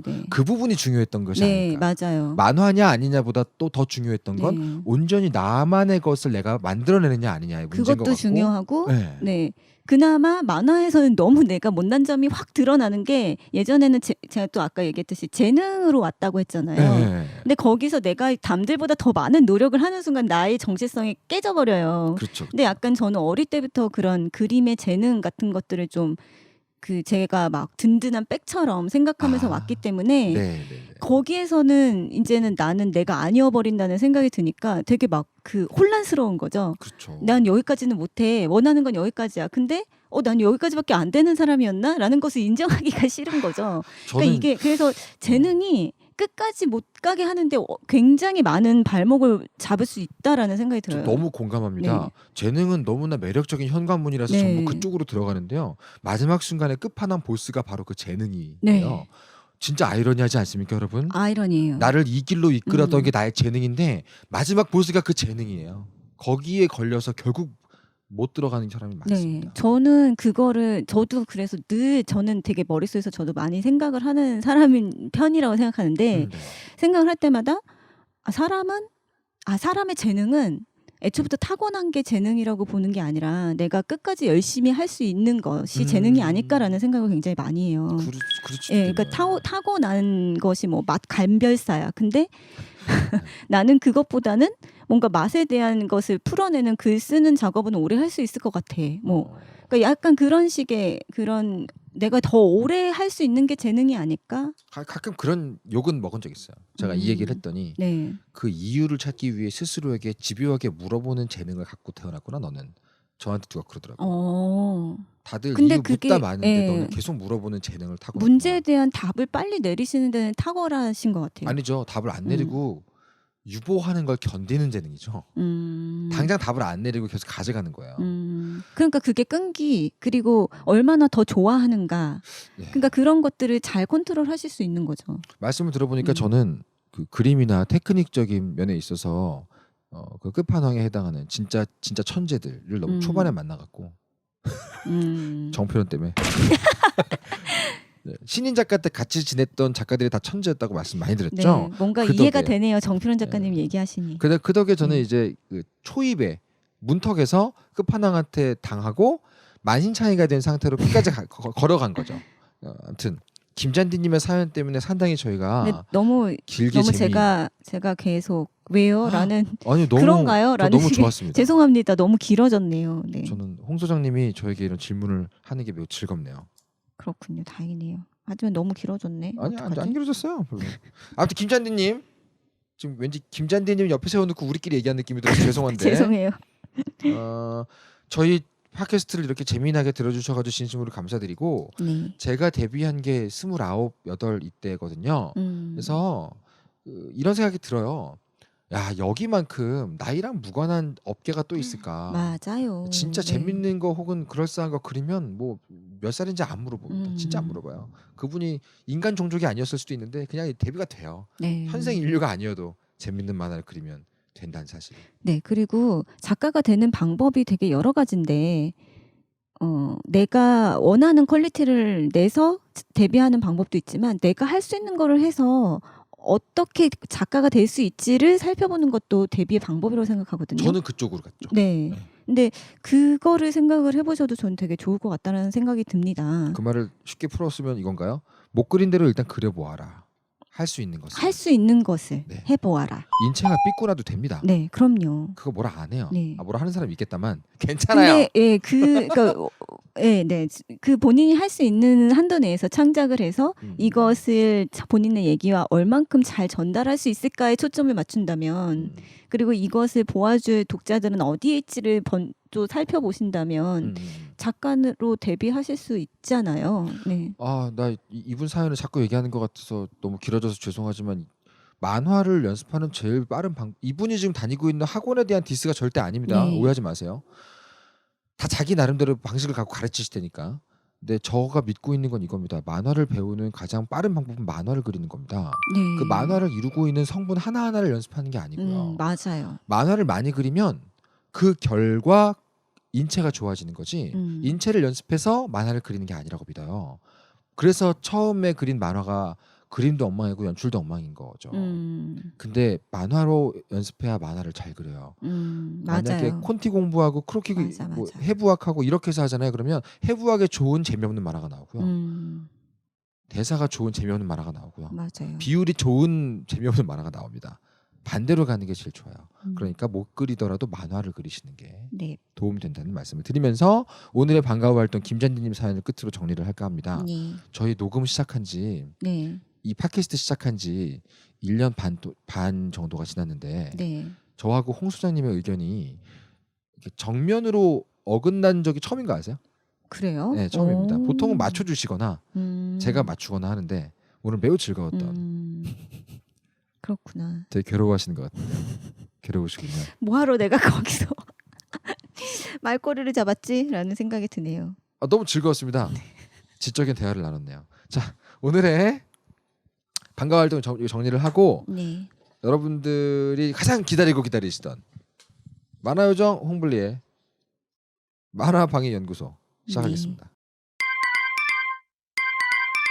자려고 누웠는데 저스툰 지루한 지하철에 저스툰 자려고 누웠는데 지루한 지하철에 클래스가 타는 재미 저스툰 클래스가 타는 재미 저스툰 웹툰 웹소설은 저스툰 클래스가 타는 재미 저스툰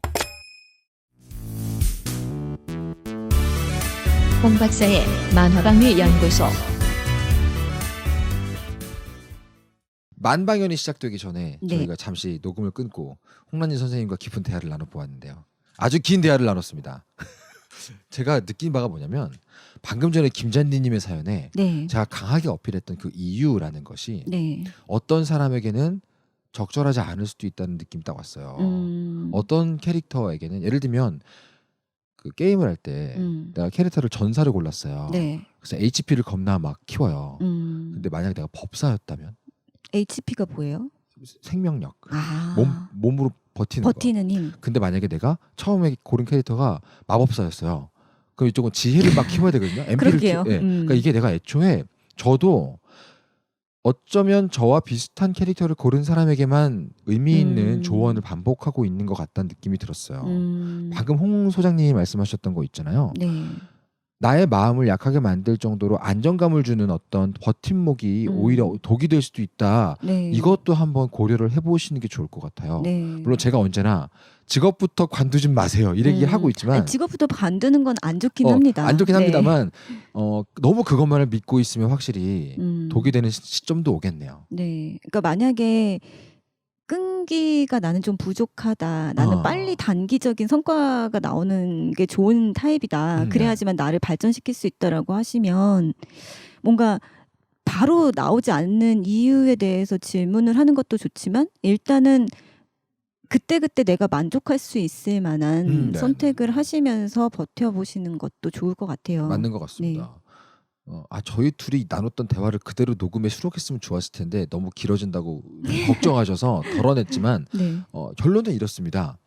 저의 방법도 방법이고 홍란지 소장님의 방법도 방법인데 어떤 게 맞을지 한번 잘 보세요. 네, 본인의 스타일에 맞게 이렇게 하나마나한 엔딩을 또 내네요. 아니 근데 확실히 이종문 교수님의 스타일은 저랑 되게 다르거든요. 네. 되게 멀리 보시고 끈기가 있으신 타입이고 저는 그 당시 20대 때 저는 언젠가 버티면 될 거야라는 생각을 못 하고 있었던 사람이에요.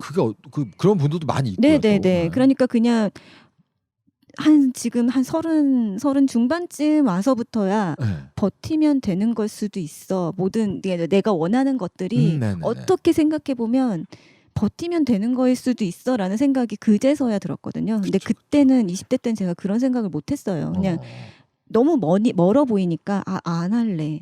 이게 훨씬 더 빠르게 나에게 답을 줄 수 있었다고 생각하거든요. 그렇죠. 네, 근데 거기에서 그러니까 여러분들께서 선택할 수 있는 여러 가지 해안들은 그러니까 저와 같이 큰 기가 없으신 분들은 이종문 교수님처럼 자꾸 디스를 하면서 약간 스스로를 멀리 보시고 어떻게 내가 지금 이렇게 노력하고 있는데 설마 약간 이런 뻔뻔해지실 필요도 있는 것 같고요. 네. 그 시점에서 제가 제일 힘이 되는 그 시나리오는 이런 거였어요. 만화가가 예를 들면 이런 거죠. 만화가 준비를 하다가 잘 안 됐어요.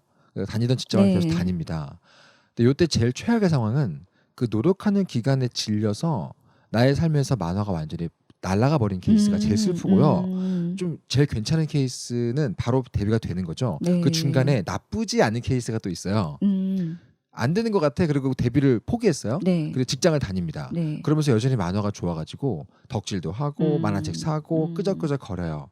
그러다가 한 20년 정도 됐어요. 그때 내가 그린 만화가 날 만화가를 만들 수도 있어요.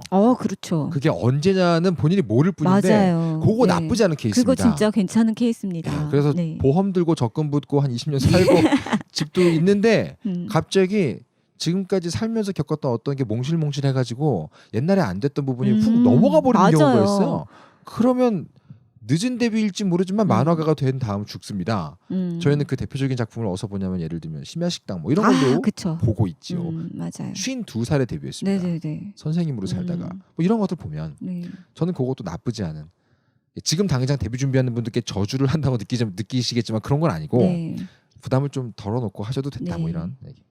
자, 그러면 진짜로 지금부터 네. 만방연 시작해 보겠습니다. 네. 소장님 오늘은 어떤 네, 이야기입니까? 오늘은 정말 딱인 만화가 있어서 딱인 오늘의 어떤 방과후 활동에 대한 내용과 네네. 딱 떨어지는 만화가 되겠네요. 뭔가요? 불편하고 행복하게라는 홍현식 작가님의 아주 두꺼운 그래픽 노블입니다. 아, 두껍다. 네, 책이에요. 웹툰이 아니고요. 홍현식 작가님의 네. 마당 씨의 식탁. 네, 네, 마당 씨의 식탁을 되게 감명 깊게 봐서 이분은 대체 어떤 분이실까에 대해서 굉장히 혼자서 많이 고민을 하다가 네네. 불편하고 행복하게라는 책을 보면서 얻어맞은 것 같은 식의 생각도 하게 됐고. 이 책이 얻어맞으면 좀 아플 정도로 두꺼운데. 네, 이거 네. 다시 나온 거죠? 네, 이거 원래 2권짜리였어요. 그죠. 제가 네. 2권짜리로 갖고 있어요. 네, 근데 하나로 합본이 되었어요. 근데 네. 너무 좋아요. 진짜 좋은 거에 이유를 왜 달아야죠? 자, 학자로서 네. 자세하게 말씀해 주세요. 네, 자세하게 말씀을 뭐가 드리면 그렇게 좋았습니까? 네, 우선 불편하고 행복하게라고 하는 홍현식 작가님의 이 책은 내가 원하는 창작을 하려고 마음먹은 만화가의 삶에 대한 자전적인 이야기입니다. 일단 홍현식 작가님의 개인적인 얘기. 개인적인 예, 이야기를 가깝구나. 바탕으로 네. 만들어진. 네, 그래서 이 홍현식 작가님이 네. 이 책의 앞에 날개에 보면 언제 출생하셨고 어디를 졸업하셨고 언제 데뷔하셨는지가 나와요. 네. 이분은 제가 알기로는 문화생 생활을 거치시다가 92년도에 소년 챔프 신인 공모로 만화계에 데뷔하셨는데 네네. 데뷔하시고 나서 약간 뭐랄까요? 만화체에 약간 손오공 같은 그 드래곤볼의 손오공 같은 만화가 등장하는 그런 식의 만화, 소년 만화를 굉장히 잘 그리시던 분인데 네네. 여러분도 다 아시다시피 1990년대에는 중반 이후부터 우리나라 만화계가 별로 좋아지지 않았잖아요. 별로 좋아지지 않았다고요? 네, 망했죠 뭐. 네. 싹 네. 사라졌죠. 네, 95년 6년 이후부터. 네, 많은 출판 만화를 보시던 분들도 새로운 재미에 이탈을 하시게 되었고, 그렇죠. 네, 시장이 작아지게 되니 여기에 작가로 활동하시던 분들의 삶은 팍팍해지기 마련이고, 힘들어졌죠. 네.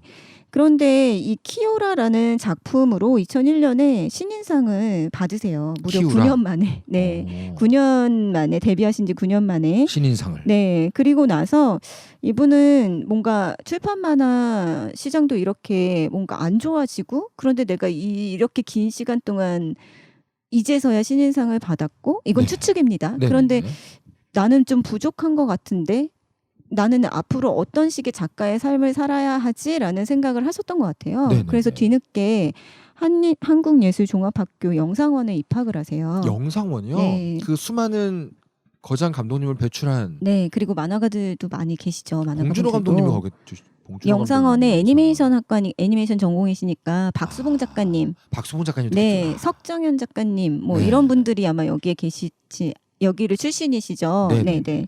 그래서 여기에 들어가시면서 제가 보기에는 그 들어가신 순간부터 약간 작가로서의 변곡점을 맞게 되신 게 아닌가라는 생각이 들어요. 네네. 그래서 그림 스타일도 보면 90년대에 소년 챔프에서 데뷔하신 분의 그림으로는 느껴지지 않을 만한 스타일로 변화를 하셨다고 보이거든요. 전혀 다른 스타일이에요. 네, 전혀 다른 스타일이죠. 뮤직뱅크 음악 중심의 아이돌 가수들만 나오는데 그 사이에 갑자기 기타 하나 들고 등장하는 네, 느낌. 장기하 같은 느낌. 약간 너무 다른 네. 스타일. 그래서 이분이 그러니까 요 불편하고 행복하게를 만드신 배경이 되는 그 시점이 이분에게는 굉장히 많은 자전적인 의미에서 난 작가로서 어떻게 살아야 될지에 대한 고민이 마구 샘솟았던 시기라고 생각이 듭니다. 그 학교에 다시 들어가시면서. 네네 들어가시고 그러면 학교에서 공부를 한다는 거는 사실 생산적으로 내가 월급을 받고 뭔가 그 원고료를 받고 생활을 하던 것과는 또 좀 루틴이 많이 깨지잖아요. 너무 다르죠. 네, 그래서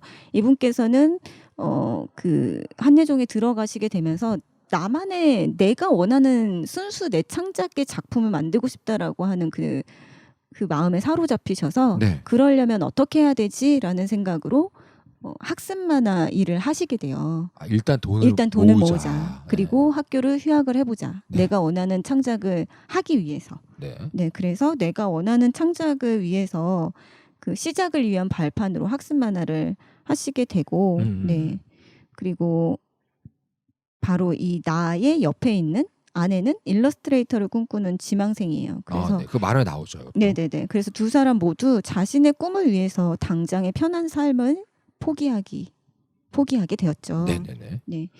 그래서 경제난에 시달리는 게 어찌 보면 너무나 당연하잖아요. 그렇죠. 네, 학습 만화로 돈을 번다라는 것도 사실 많은 큰 돈을 벌 수 있다라고 생각을 할 수는 없어요. 그렇죠? 네, 정말 잘 된 소수 외에는 맞아요. 일상을 유지하는 것과 한계이죠. 네네네. 그래서 경제난에 시달리면서 게다가 그 학습 만화를 그리고 있는 집필하는 동안은 계약금 정도밖에 없기 때문에 맞습니다. 생계를 이어나기가 매우 어려운데 주거난에 또 시달리게 됩니다. 서울에서 사시는 그 공간에서 이제는 계약 기간이 만료가 되었으니 우리가 어디에 가서 살아야 될까? 네네. 이게 맨 처음에 등장하는 이야기죠. 그래서 주거 공간을 찾기 위해서 점점 인적이 드문 곳으로 찾아 들어가기 시작하는데 네. 정말로 여기서도 사람이 살까라고 싶은 그 시골에서 본인들이 살 수 있을 만한 집을 그제서야 발견해요. 굉장히 오랫동안 헤매시다가. 그 부부가 이제 같이. 네네네. 네. 그래서 서울 시내로 나가려면 콜택시를 불러야 되고 버스를 타야 되고 전철을 갈아타야 되는 아주 불편한 곳. 어디쯤일까요? 이거 지금? 포천이라고 하시던데요. 포천. 포천에서도 아주 들어간 시골이라고 하셨어요. 네, 그래서 그곳에 간 순간 이제서야 집을 구했구나라는 안도감도 들었지만 한편으로는 내가 여기까지 오게 되었구나라고 하는 어떤 불안감 그리고 다시는 이곳을 나갈 수 없으면 어쩌지라고 하는 불안감과 이런 두려움, 공포에 시달리기도 하셨던 것 같아요. 지금 그 소장님이 설명해 주시는 얘기가요. 이 불편하고 행복하게란 작품이 작가의 자존적인 얘기다 보니까 네네네. 작가님에 대한 얘기임과 동시에 이 작품에 대한 줄거리예요. 네네, 지금. 맞아요. 네네네. 네. 그런데 이사간 후에도 학습 만화 담당자는 계속된 마감 독촉과 수정을 요구하는 여러 통의 전화와 메일과 정말 쉴 새 없이 메신저를 띵띵 보내는 그런 스트레스를 주시죠. 포천에 살고 있다는 건 전혀 도움이 되지 않습니다. 네네네. 거기가 포천이 아니라 지옥이어도 담당자는 보낼 거예요. 맞아요. 네. 그래서 먹고 살기 위해서 창작을 위해서 마감을 해야 되는 것은 알지만 나는 네. 만화에 대해서 제대로 알지 못하는 것 같은 초짜 기자에게 난도질 당하는 그런 원고는 하고 싶지 않다라는 마음이 스멀스멀 피어나오고 있었어요. 네, 근데 워낙 만화 오래 공부하신 분들이 네. 더더욱 그럴 수 있다고 생각을 합니다. 네네네. 신인상까지 받으셨고 오랫동안 만화를 공부하셨고 그리고 데뷔한 지도 15년 정도가 지났는데 네네. 내가 내 창작을 위해서 지금 학습 만화를 그리고 있다고는 하지만 생계를 위해서 하는 것일 뿐 나에게 더 이상의 의미가 아닌 거예요. 네. 그러니까 그런데 마감 독촉에 시달리고 수정 그리고 요구. 수정 요구를 하는데 내가 보기에는 이렇게 오랫동안 만화가로서 생활해온 내가 보기에는 괜찮은데 네가 뭘 한다고? 네, 약간의 수정하라 그런 그래. 마음도 있으셨겠지요. 네. 네, 그래서 그런 수정해달라는 원고를 받아들면 너무 자존감이 무너지니까 자꾸만 전화를 받지 않고 네. 자꾸만 피하게 되죠. 그래서 그 부분 진짜 인상적이었어요. 저도 이거 봤는데 네. 전화선 빼놓잖아요. 네, 전화선 빼놓고 이게 담당자가 보면 피꺼소 장면이긴 하지만 저 또 양쪽 다 이해는 되잖아요. 네, 그래서 죄송합니다. 정말 싫겠다라는 생각이 드는데 사실 나 이해했어. 네, 저도. 죄송합니다. 근데 날카로워질 대로 날카로워진 나에게 아내가 옆에서 한마디를 하죠. 계속해서 아내는 나를 계속 지켜봐주고 다독여주는데 진짜 내가 본 가장 지지적인 인물이 현명한 아내. 네. 이 만화에서 계속 나오는 주인공의 아내거든요. 네네, 근데 그 맞아요. 아내가 한마디를 하죠. 네. 일침을 하죠. 네. 일침을. 당신의 일에 조금 더 책임감 있게 행동하는 게 좋겠다라는 식의 일침을 던져요. 그러니까 계속해서 뭔가 피한다고 해서 될 일이 아니잖아요. 그렇죠. 아무리 내가 진짜로 원하는 일이 아니라고 할지라도 책임감 있게 행동해야 되는데 아내가 보기에는 이 남편분의 행동이 너무나 과했던 것 같아요. 그래서 그제서야 내가 진짜 책임감에서 계속 멀리 떨어지려고 하는 이런 도망치려고 하는 사람이었나라고 자신을 다시 한번 살펴보게 되고 여러분 잠시만 도망가야 됩니다. 길게 도망가시면 안 돼요. 잠시 도망가게 됩니다. 그래서 나는 창작이라는 방패 뒤에서 해야 할 일은 하지 않고 불평만 한 채로 살고 있는 건가? 라는 생각을 하게 되죠. 네. 이 만화가 그래서 계속해서 상황을 보여주고 그 상황에 대한 작가의 고민을 보여주고 요 방식으로 이어가잖아요. 네네. 근데 이 중간에 제가 모든 이야기를 다 하지는 않을 거예요. 왜냐하면 또 스포일링이 될 수 있으니까요. 그래서 걔가 다치는 부분은 정말 속상했어요. 그리고 본인이 되게 애견인으로서.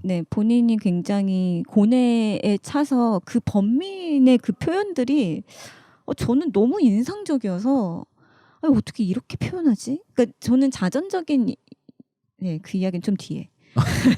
좀 뒤에. 네네. 그런데 이 아내는 나의 만화학원 강사 시절의 제자였어요. 네. 그래서 이 아내를 처음 만났을 때 아내는 나에게 단편 애니메이션을 만들고 싶어요라고 부푼 꿈을 이야기하던 눈이 초롱초롱한 제자였고 지금은 결혼해서 아내가 되었어요. 그래서 지금 애니메이션 감독이 되고 싶었던 아내는 현재 창작 동화를 직접 쓰고 그리면서 자신의 책이 나오기만을 기다리는 그러니까 그 고대하고 있는 나는 내 창작의 작가가 될 거야. 김잔디님처럼 지금 준비하고 있는 네네 준비하고 있으신 분이죠. 그런데 아내가 선생님이었으니까 남편이 내 거 좀 어때요? 이거 어때요? 한번 봐주세요라고 이야기를 해요. 근데 그때마다 아니 내가 원근은 이런 거라고 얘기했잖아. 인체는 이런 거라고 얘기했잖아. 라는 식으로 정말 전곡을 찌르는 이야기를 굉장히 많이 하십니다. 작가님 실수한 거예요. 거기서 그러면 안 돼요. 잘 그렸네. 이거 제 아내가 저한테 전곡만 찔러서 그러면 안 됩니다, 여러분. 네, 그런데 그렇게 아내는 아직 그림에 대해서 잘 몰라라고도 생각을 하면서 살아왔는데 어렵게 생활 고액도 시달리면서 공모전에 내려면 아내가 그 동화책 공모전에 내려고 열심히 작업을 하고 있었거든요. 근데 공모전에 응모를 하려면 심사비를 같이 내야 돼요. 네, 그래요? 네, 근데 그 심사비가 3만 원이 필요한데 당시 이 두 부부 사이에 생계가 너무 안 좋아져서 3만 원이라는 돈을 내면 버려질 수도 있는 돈인데 우리에게는 며칠 동안 먹을 수 있는 아주 소중한 돈인데 그 정도까지 생계가 위협을 받았던 상황에서 내보기로 결정을 한 거죠. 버려질 수 있는 돈이라고 한 부분이 너무 아프다. 네, 굉장히 되게 처절해요. 보시다 보면 처절하죠. 찡합니다. 네, 근데 정말로 나는 아내의 작품을 열심히 하는 열정이 있는 사람이라고는 평가하지만 아직 부족해라고 네, 부족해라고도 객관적으로 생각을 해왔는데 이 공모전에서 대상을 탑니다. 그렇죠. 네, 아내분이. 이 만화에서 아주 드물게 그 해피한 씬이에요. 네. 너무 드물어. 근데 저 두꺼운 책에서 아주 얇게 해피한 장면이 나오죠. 네. 그래서 정식으로 데뷔를 하게 되고 아내의 책이 나오게 돼요. 그러면서 나는 내가 이제껏 갖고 있었던 작가로서의 정체성이 무엇인가? 나의 자존심은 무엇이었지? 나를 지탱하고 있었던 그 무언가는 대체 뭐였지? 라는 식의 생각을 다시 한번 하게 돼요. 그토록 내가 기본기가 안 되어 있다고 타박했던 아내의 작품. 하지만 그 아내는 나의 어떤 비난이나 비판에 결코 자신의 창작 의욕을 꺾지 않고 계속해서 창작을 꾸준히 하고 있었다. 나는 전화선을 뽑고 내가 하고 싶지 않다는 이유로 그 모든 사람에게 피해를 주면서 책임감 없게 행동할 때 아내는 꾸준히 작업을 하고 있었다라는 것에 현타라고 하죠. 현타.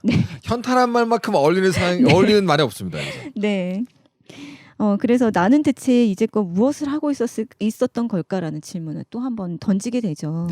네, 그래서 결국 이 이야기는, 그러니까 불편하고 행복하게라는 이야기는 제가 처음에 말씀드렸던 것처럼 나만의 내가 진짜로 하고 싶었던 창작을 하기 위해서 내가 기본으로 전제해야 해서 갖고 있어야 될 게 무엇이지? 라고 하는 질문에서부터 시작을 해서 그렇다면 그게 없으면 나는 진짜 창작을 할 수 없을 것인가? 라는 또 질문을 하게 만들고 나아가서는 또 대한민국에서 나만을 위한 창작을 하려고 하는 사람들에게 얼마나 모진 삶을 강요하고 있는가에 대해서도 생각을 해보게 되고요. 네네네. 그래서 오늘 방과후 활동에서 있었던 그런 여러 가지의 이야기들이 요 불편하고 행복하게를 읽어보시면 뭔가 굉장히 공감도 되고 그렇죠. 네, 또 처절함도 느껴지고 그럼에도 불구하고 왜 나는 만화를 해야 되는가에 대한 이종원 교수님 말씀하신 그 이유를 네. 다시 한번 새겨보게 될 수 있는 그런 책인 것 같아요. 이 책을 읽고 나서 제가 네, 재미있다고 느낀 건 여기 나오는 주인공 작가와 그의 아내 이렇게 부부 사이에서 벌어지는 네, 이 여러 가지 사건들과 흐름들이 네. 저와 제 동료 작가 사이에서 있었어요. 그러니까 남성이고 친한 네. 동료 작가 사이에서 그분은 예술적인 작업을 매우 잘했고 그림을 너무 잘 그렸고 저는 네. 이제 기본기가 좀 없었고 네. 그래서 이렇게 물어보고 조언도 받고 근데 그런 와중에 제가 이 웹툰 쪽에서 먼저 작품을 쭉쭉쭉 해나가는 그런 비슷한 구도가 있었고 거기에서 벌어졌던 일이랑 참 많이 겹쳐요. 저는 작가가 아니라 아내 입장인 거잖아요. 그래서 그쵸. 개인적으로 그러네요. 겪은 감정은 그래서 이 책을 볼 때 되게 여러 가지로 읽히더라고요. 네. 꾸준히 그동안 옆에서 응원하면서 내 작업을 진행했던 아내의 네. 대단함도 좀 느껴지고 네. 네, 그렇습니다. 네. 어떠셨어요?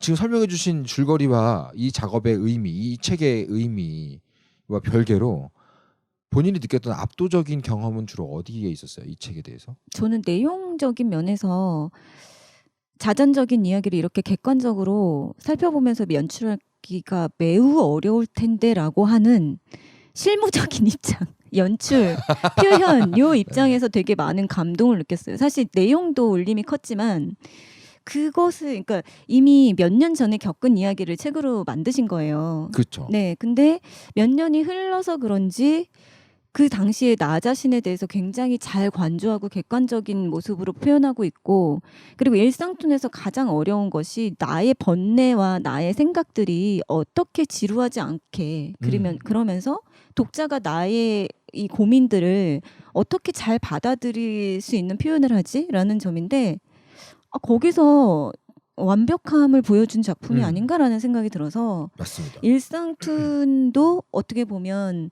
이런 식의 형식과 굉장히 닮았다고 생각하는데 뭔가 일상툰에 몇 번의 버전업이 된 초사이언인 그쵸. 초사이언이 된 호. 사이언인 전투력이 계속 올라가.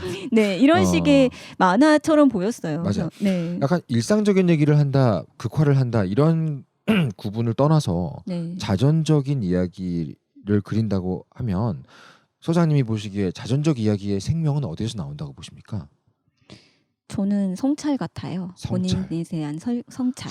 정말 얼마나 너무 공감합니다. 네, 얼마나 자기 자신을 객관성 있게 바라보고 그 당시의 나로 인해서 어떤 식의 발전을 했는지를 본인이 스스로 명확하게 나를 평가할 수 있는 그 힘? 저 이라고 너무 생각합니다. 너무 공감하거든요. 제가 무슨 얘기를 하고 싶어졌냐면 네. 순간적으로 자기 얘기를 하는 만화들이 쭉 있는데 네, 현재 자신의 일상을 그리고 있는 만화도 있고요. 네. 몇 년 전에 있었던 일들을 그리는 만화도 있고 더 과거에 있는 일을 그리는 만화도 있는데 저는 보통 이 뒤로 갈수록 제가 좀 많이 울리더라고요. 보니까 이런 게 있더라고요. 저도 저의 이야기로 써본 적이 있는데 몇 년 전, 10년 전에 있었던 일을 소재로 삼아서 이야기를 썼어요. 그러면 그 10년 사이에 내가 고민도 되고 괴로워서 덮어두었던 얘기는 이야기로 쓸 게 없는데 생각하면 생각할수록 짜증나는데 자꾸 무슨 마치 변태처럼 끄집어내서 보고 이불킥할 수 이불킥, 있었던 사건들을 네. 네. 끄집어내서 보고 이불 한번 더 차고 그렇죠. 또 며칠 있다가 다시 꺼내갖고 다른 식으로 보고 이불 한번 또 차고 그런 일 많죠. 나를 괴롭게 한 게 분명한 얘기인데 계속 꺼내서 들여다보는 그러니까요. 네, 이거를 맞아요. 지금 홍 소장님이 성찰이라고 하신 것 네, 같아요. 맞아요. 이게 작가에게 되게 특히 자전적 이야기를 다루려는 작가에겐 중요한 게 아닌가. 중요한 것 같아요. 예. 네. 자기 객관화를 위한 성찰은 자기를 고통스럽게 만드는 자신을 계속 꺼내보는 건데 네. 그 과정을 고스란히 담아낸 작품이 아닌가라고 네. 저도 생각합니다. 네. 네. 그래서 그게 지금 말씀하신 것처럼 불편하고 힘든 작업이니까 안 하고 싶거든요. 너무 싫죠. 네. 그래서 누구나가 다 안 하고 싶은 그 작업을 내가 괜히 그 팬총 목걸이 얘기를 꺼냅니다. 만화로 얼마나 이렇게 괴롭겠어요. 그래픽 노블로 그리셔야 돼요. 아, 저 네. 에세이 그건 에세이용이었고요. 아무튼 제가 그렇게 저의 흑역사를 막 얘기하는데 이유가 있습니다. 네. 그래서 지금 굉장히 좋은 말씀을 많이 해주셨어요. 정리도 잘 해주시고. 그래서 저는 일상툰을 그리시는 분들이 뭔가 이제는 내가 했던 작업을 조금 더 넘어서는 뭔가 작가로서의 작품적인 어떤 변곡점을 넘어서는 그런 네. 작품을 하고 싶어라고 하실 때 굉장히 본보기가 될 수 있을 거야라는 생각이 감이 들어요. 맞습니다. 그러니까 뭔가 일상툰과 자전적인 에세이를 담은 어떤 만화라고 했을 때 뭐가 다를까라는 지점을 굉장히 잘 짚어주셨는데 네. 뭔가 네 이런 식의 성찰이 있고 그리고 나서 자신의 변화가 그때 지금까지 지금 내가 있기까지 어떤 변화가 나를 이 자리에 오게 했나라는 것에 대해서 네. 명확하게 짚어주고 그 많은 사람들한테 감동을 줄 수 있다는 점에서 네. 굉장히 좋은 작품이라고 생각이 들었습니다. 감사합니다. 네. 그 두 가지를 모두 수행하는 어떤 일상툰이 떠오릅니다. 제가 그냥 좀 거친 비유로 써보고 싶어졌는데 네. 지금 현재 재미있는 소재가 막 떨어지는 나의 현재 일상이 나무하고 거기 달린 과일이라면 내 과거는 이제 토양이 바닥, 흙바닥이죠. 그렇죠, 그렇죠. 근데 이제 가끔 가다가 지금까지의 자신을 별로 성찰해 본 적이 없는 어떤 작가가 요즘 내가 새로운 알바를 구했는데 재밌어. 그래서 거기서 벌어지는 일들을 막 그리기 시작해요. 도전 만화에 올립니다. 네. 그건 이제 얇게 깔린 흙에 나무를 갖다 심은 거예요. 좀 있으면 이제 나무가 쓰러지죠. 네. 내가 오늘 알바에서 있었던 일들 재밌지 않냐 깔깔깔 그랬는데 그거에서 끝나는 거예요. 근데 난다 작가님의 고스틴 라이프나 그쵸. 단지 같은 만화를 네. 보면 지금 현재 시점에서 내가 느끼고 보는 것을 만화를 만들기 위해서 지금까지 누적된 나를 꺼냅니다. 맞아요. 이게 토양에 깊게 뿌리 박은 현재 에피소드들인 것 같아요. 네. 그래서 일상물의 미래는 과거에 있다는 생각이 드네요. 그렇네요. 네. 네. 좋은 이야기를 오늘도 네. 가져와 주셨습니다. 홍현식 작가님의 불편하고 행복하게 청강대 만화스쿨에서도 잠시 강의를 해주셨고 네. 그때 말씀을 나눠봤는데 역시 만화에 대해 굉장히 깊고 확실한 어떤 주관이 있으시고 오랫동안 단련된 작가의 모습을 많이 보여주셔가지고 네. 개인적으로 매우 존경하는 분입니다. 네, 그리고 저는 응원해요. 이런 저도. 식의 창작 의지가 너무 대단하시고 좋은 작품 많이 계속 해주셨으면 좋겠어요. 고맥락에서 요즘 제가 제일 좋아하고 응원하는 또 다른 비슷한 작가는 수신지 작가님. 수신지 작가님. 며느라기 그죠. 네. 저 롱토비 한번 보시고 싶은데 워낙 며느라기. 바쁘시고 그래서 며느라기는 모든 며느리들이 정말 그 감정을 빼고 읽기가 너무 힘들어서 모든 남편은 아내가 며느라기를 보는 순간 무릎을 꿇고 기다립니다. 죄송하기 정말 그러니까 막 그 한 에피소드 읽고 나면 이렇게 마음을 좀 가다듬고 다음 에피소드를 보고 그죠. 또 이렇게 마음을 가다듬고 맞아. 그렇게 되더라고요. 네. 그런 면에서 수신지 작가님도 비슷한 것 같습니다. 맞습니다. 자, 네. 오늘의 만방연 만화방위 연구소 홍란지 소장님이 바라보고 있는 한 줄의 방위 문구는 뭐였죠? 나 뭐였지? 한 줄의 방위 문구는 예전에 뭐였죠? 저번 주에 뭐라 그랬죠? 제가 이 표현. 누구에게 권해주고 싶습니까? 맞다. 라고 하셨었죠. 자, 이 작품을 누구에게 권해주고 싶습니까? 제가 소장님. 좀 전에도 얘기를 했지만 정말 나만의 창작이 하고 싶어서 만화를 시작한 지망생들 아니면 모든 창작을 하려고 하는 사람들에게 울림을 줄 수 있는 이야기로 생각하고요. 창작인을 준비한다면 봐라. 네네네. 그리고 자전적인 이야기로부터 만화를 그리려고 할 때 이 이야기 자체를 끄집어내는 그 힘이 무엇인가를 네. 그리고 전달할 때 어떤 식으로 전달해야 좋은가를 정말 교과서적으로 완벽하게 만들어준 그런 만화인 작품. 것 같습니다. 네. 감사합니다. 자, 처방전 받으셨죠? 청취자분들 네. 중에 여기에 해당한다고 생각되시는 분들이 있다면 당장 약국이 아니라 서점에 가셔서 네. 한 권씩 사보시길 바랍니다. 자, 오늘의 방과후 활동 및 만방연도 여기서 정리를 할까 하는데요. 오늘 네. 녹음 어떠셨어요? 저희 생각보다 오랜만에 되게 길어졌어요. 제가 중간에 아니요. 괜히 딴지를 걸어갖고 제가 괜히 고집을 부려가지고 이해가 안 된다고 자꾸만. 아니에요. 제가 팟캐스트를 오래 네. 진행을 하면서 아쉬운 게 하나 있다면 네. 같이 진행하시는 분들이 저기요 여보세요 듣고 있나요? 네. 딴짓하지 마시고 제가 진행을 막 정신없이 훅 하잖아요. 그럼 같이 하시는 분들이 훅 딸려가요. 그쵸. 그 저하고 다른 의견이 있는 분들도 녹음이 끝나고 한참 뒤에 깨달아요.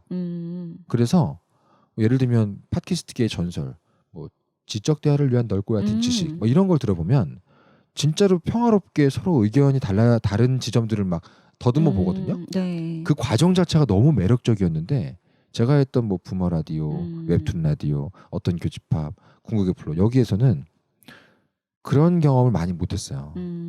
그래서 홍란희 소장님께서 저의 진행에 드디어 적응이 끝나서 막 딴지를 거시는 것 같아 너무 반갑고 개인적으로 그건 아니고요. 오늘 아주 기념비적인 저에게는 딴지는 아니고요. 네. 자 여러분 저도 오늘 매우 즐거웠고 네. 계속해서 저희에게 많은 사연 방과후 활동을 위한 많은 사연 보내주십시오. 웹툰스쿨 @ 네이버.com입니다. 웹툰스쿨 그 검색하면 나오는 바로 그 단어 맞고 여기로 여러분들의 이야기 많이 보내주시고 조만간에 사연이 다 떨어질 때쯤 저희는 팟빵 댓글을 모아서 한번 또 오도록 하겠습니다. 네. 인사하면 되나요? 네. 네 그럼 저희 점심 먹으러 가죠. 네. 청강 만화 청강 만화라고 했다. 와 틀리셨다. 아 나도 하나 잡았어. 청강 만화. 청강 만화과 틀린 말 아닙니다. 이상하잖아요. 청강 문화 오. 슬람댕크 청강 만화. 청강 문화 산업대학교가 주관하는 작가들의 팟캐스트 웹툰스쿨의 만방현 및 뭐였지? 방과후 활동 여기까지였고요. 저는 지금까지 만화가 이종범이었고요. 네, 저는 홍란지였습니다. 네, 감사합니다. 감사합니다.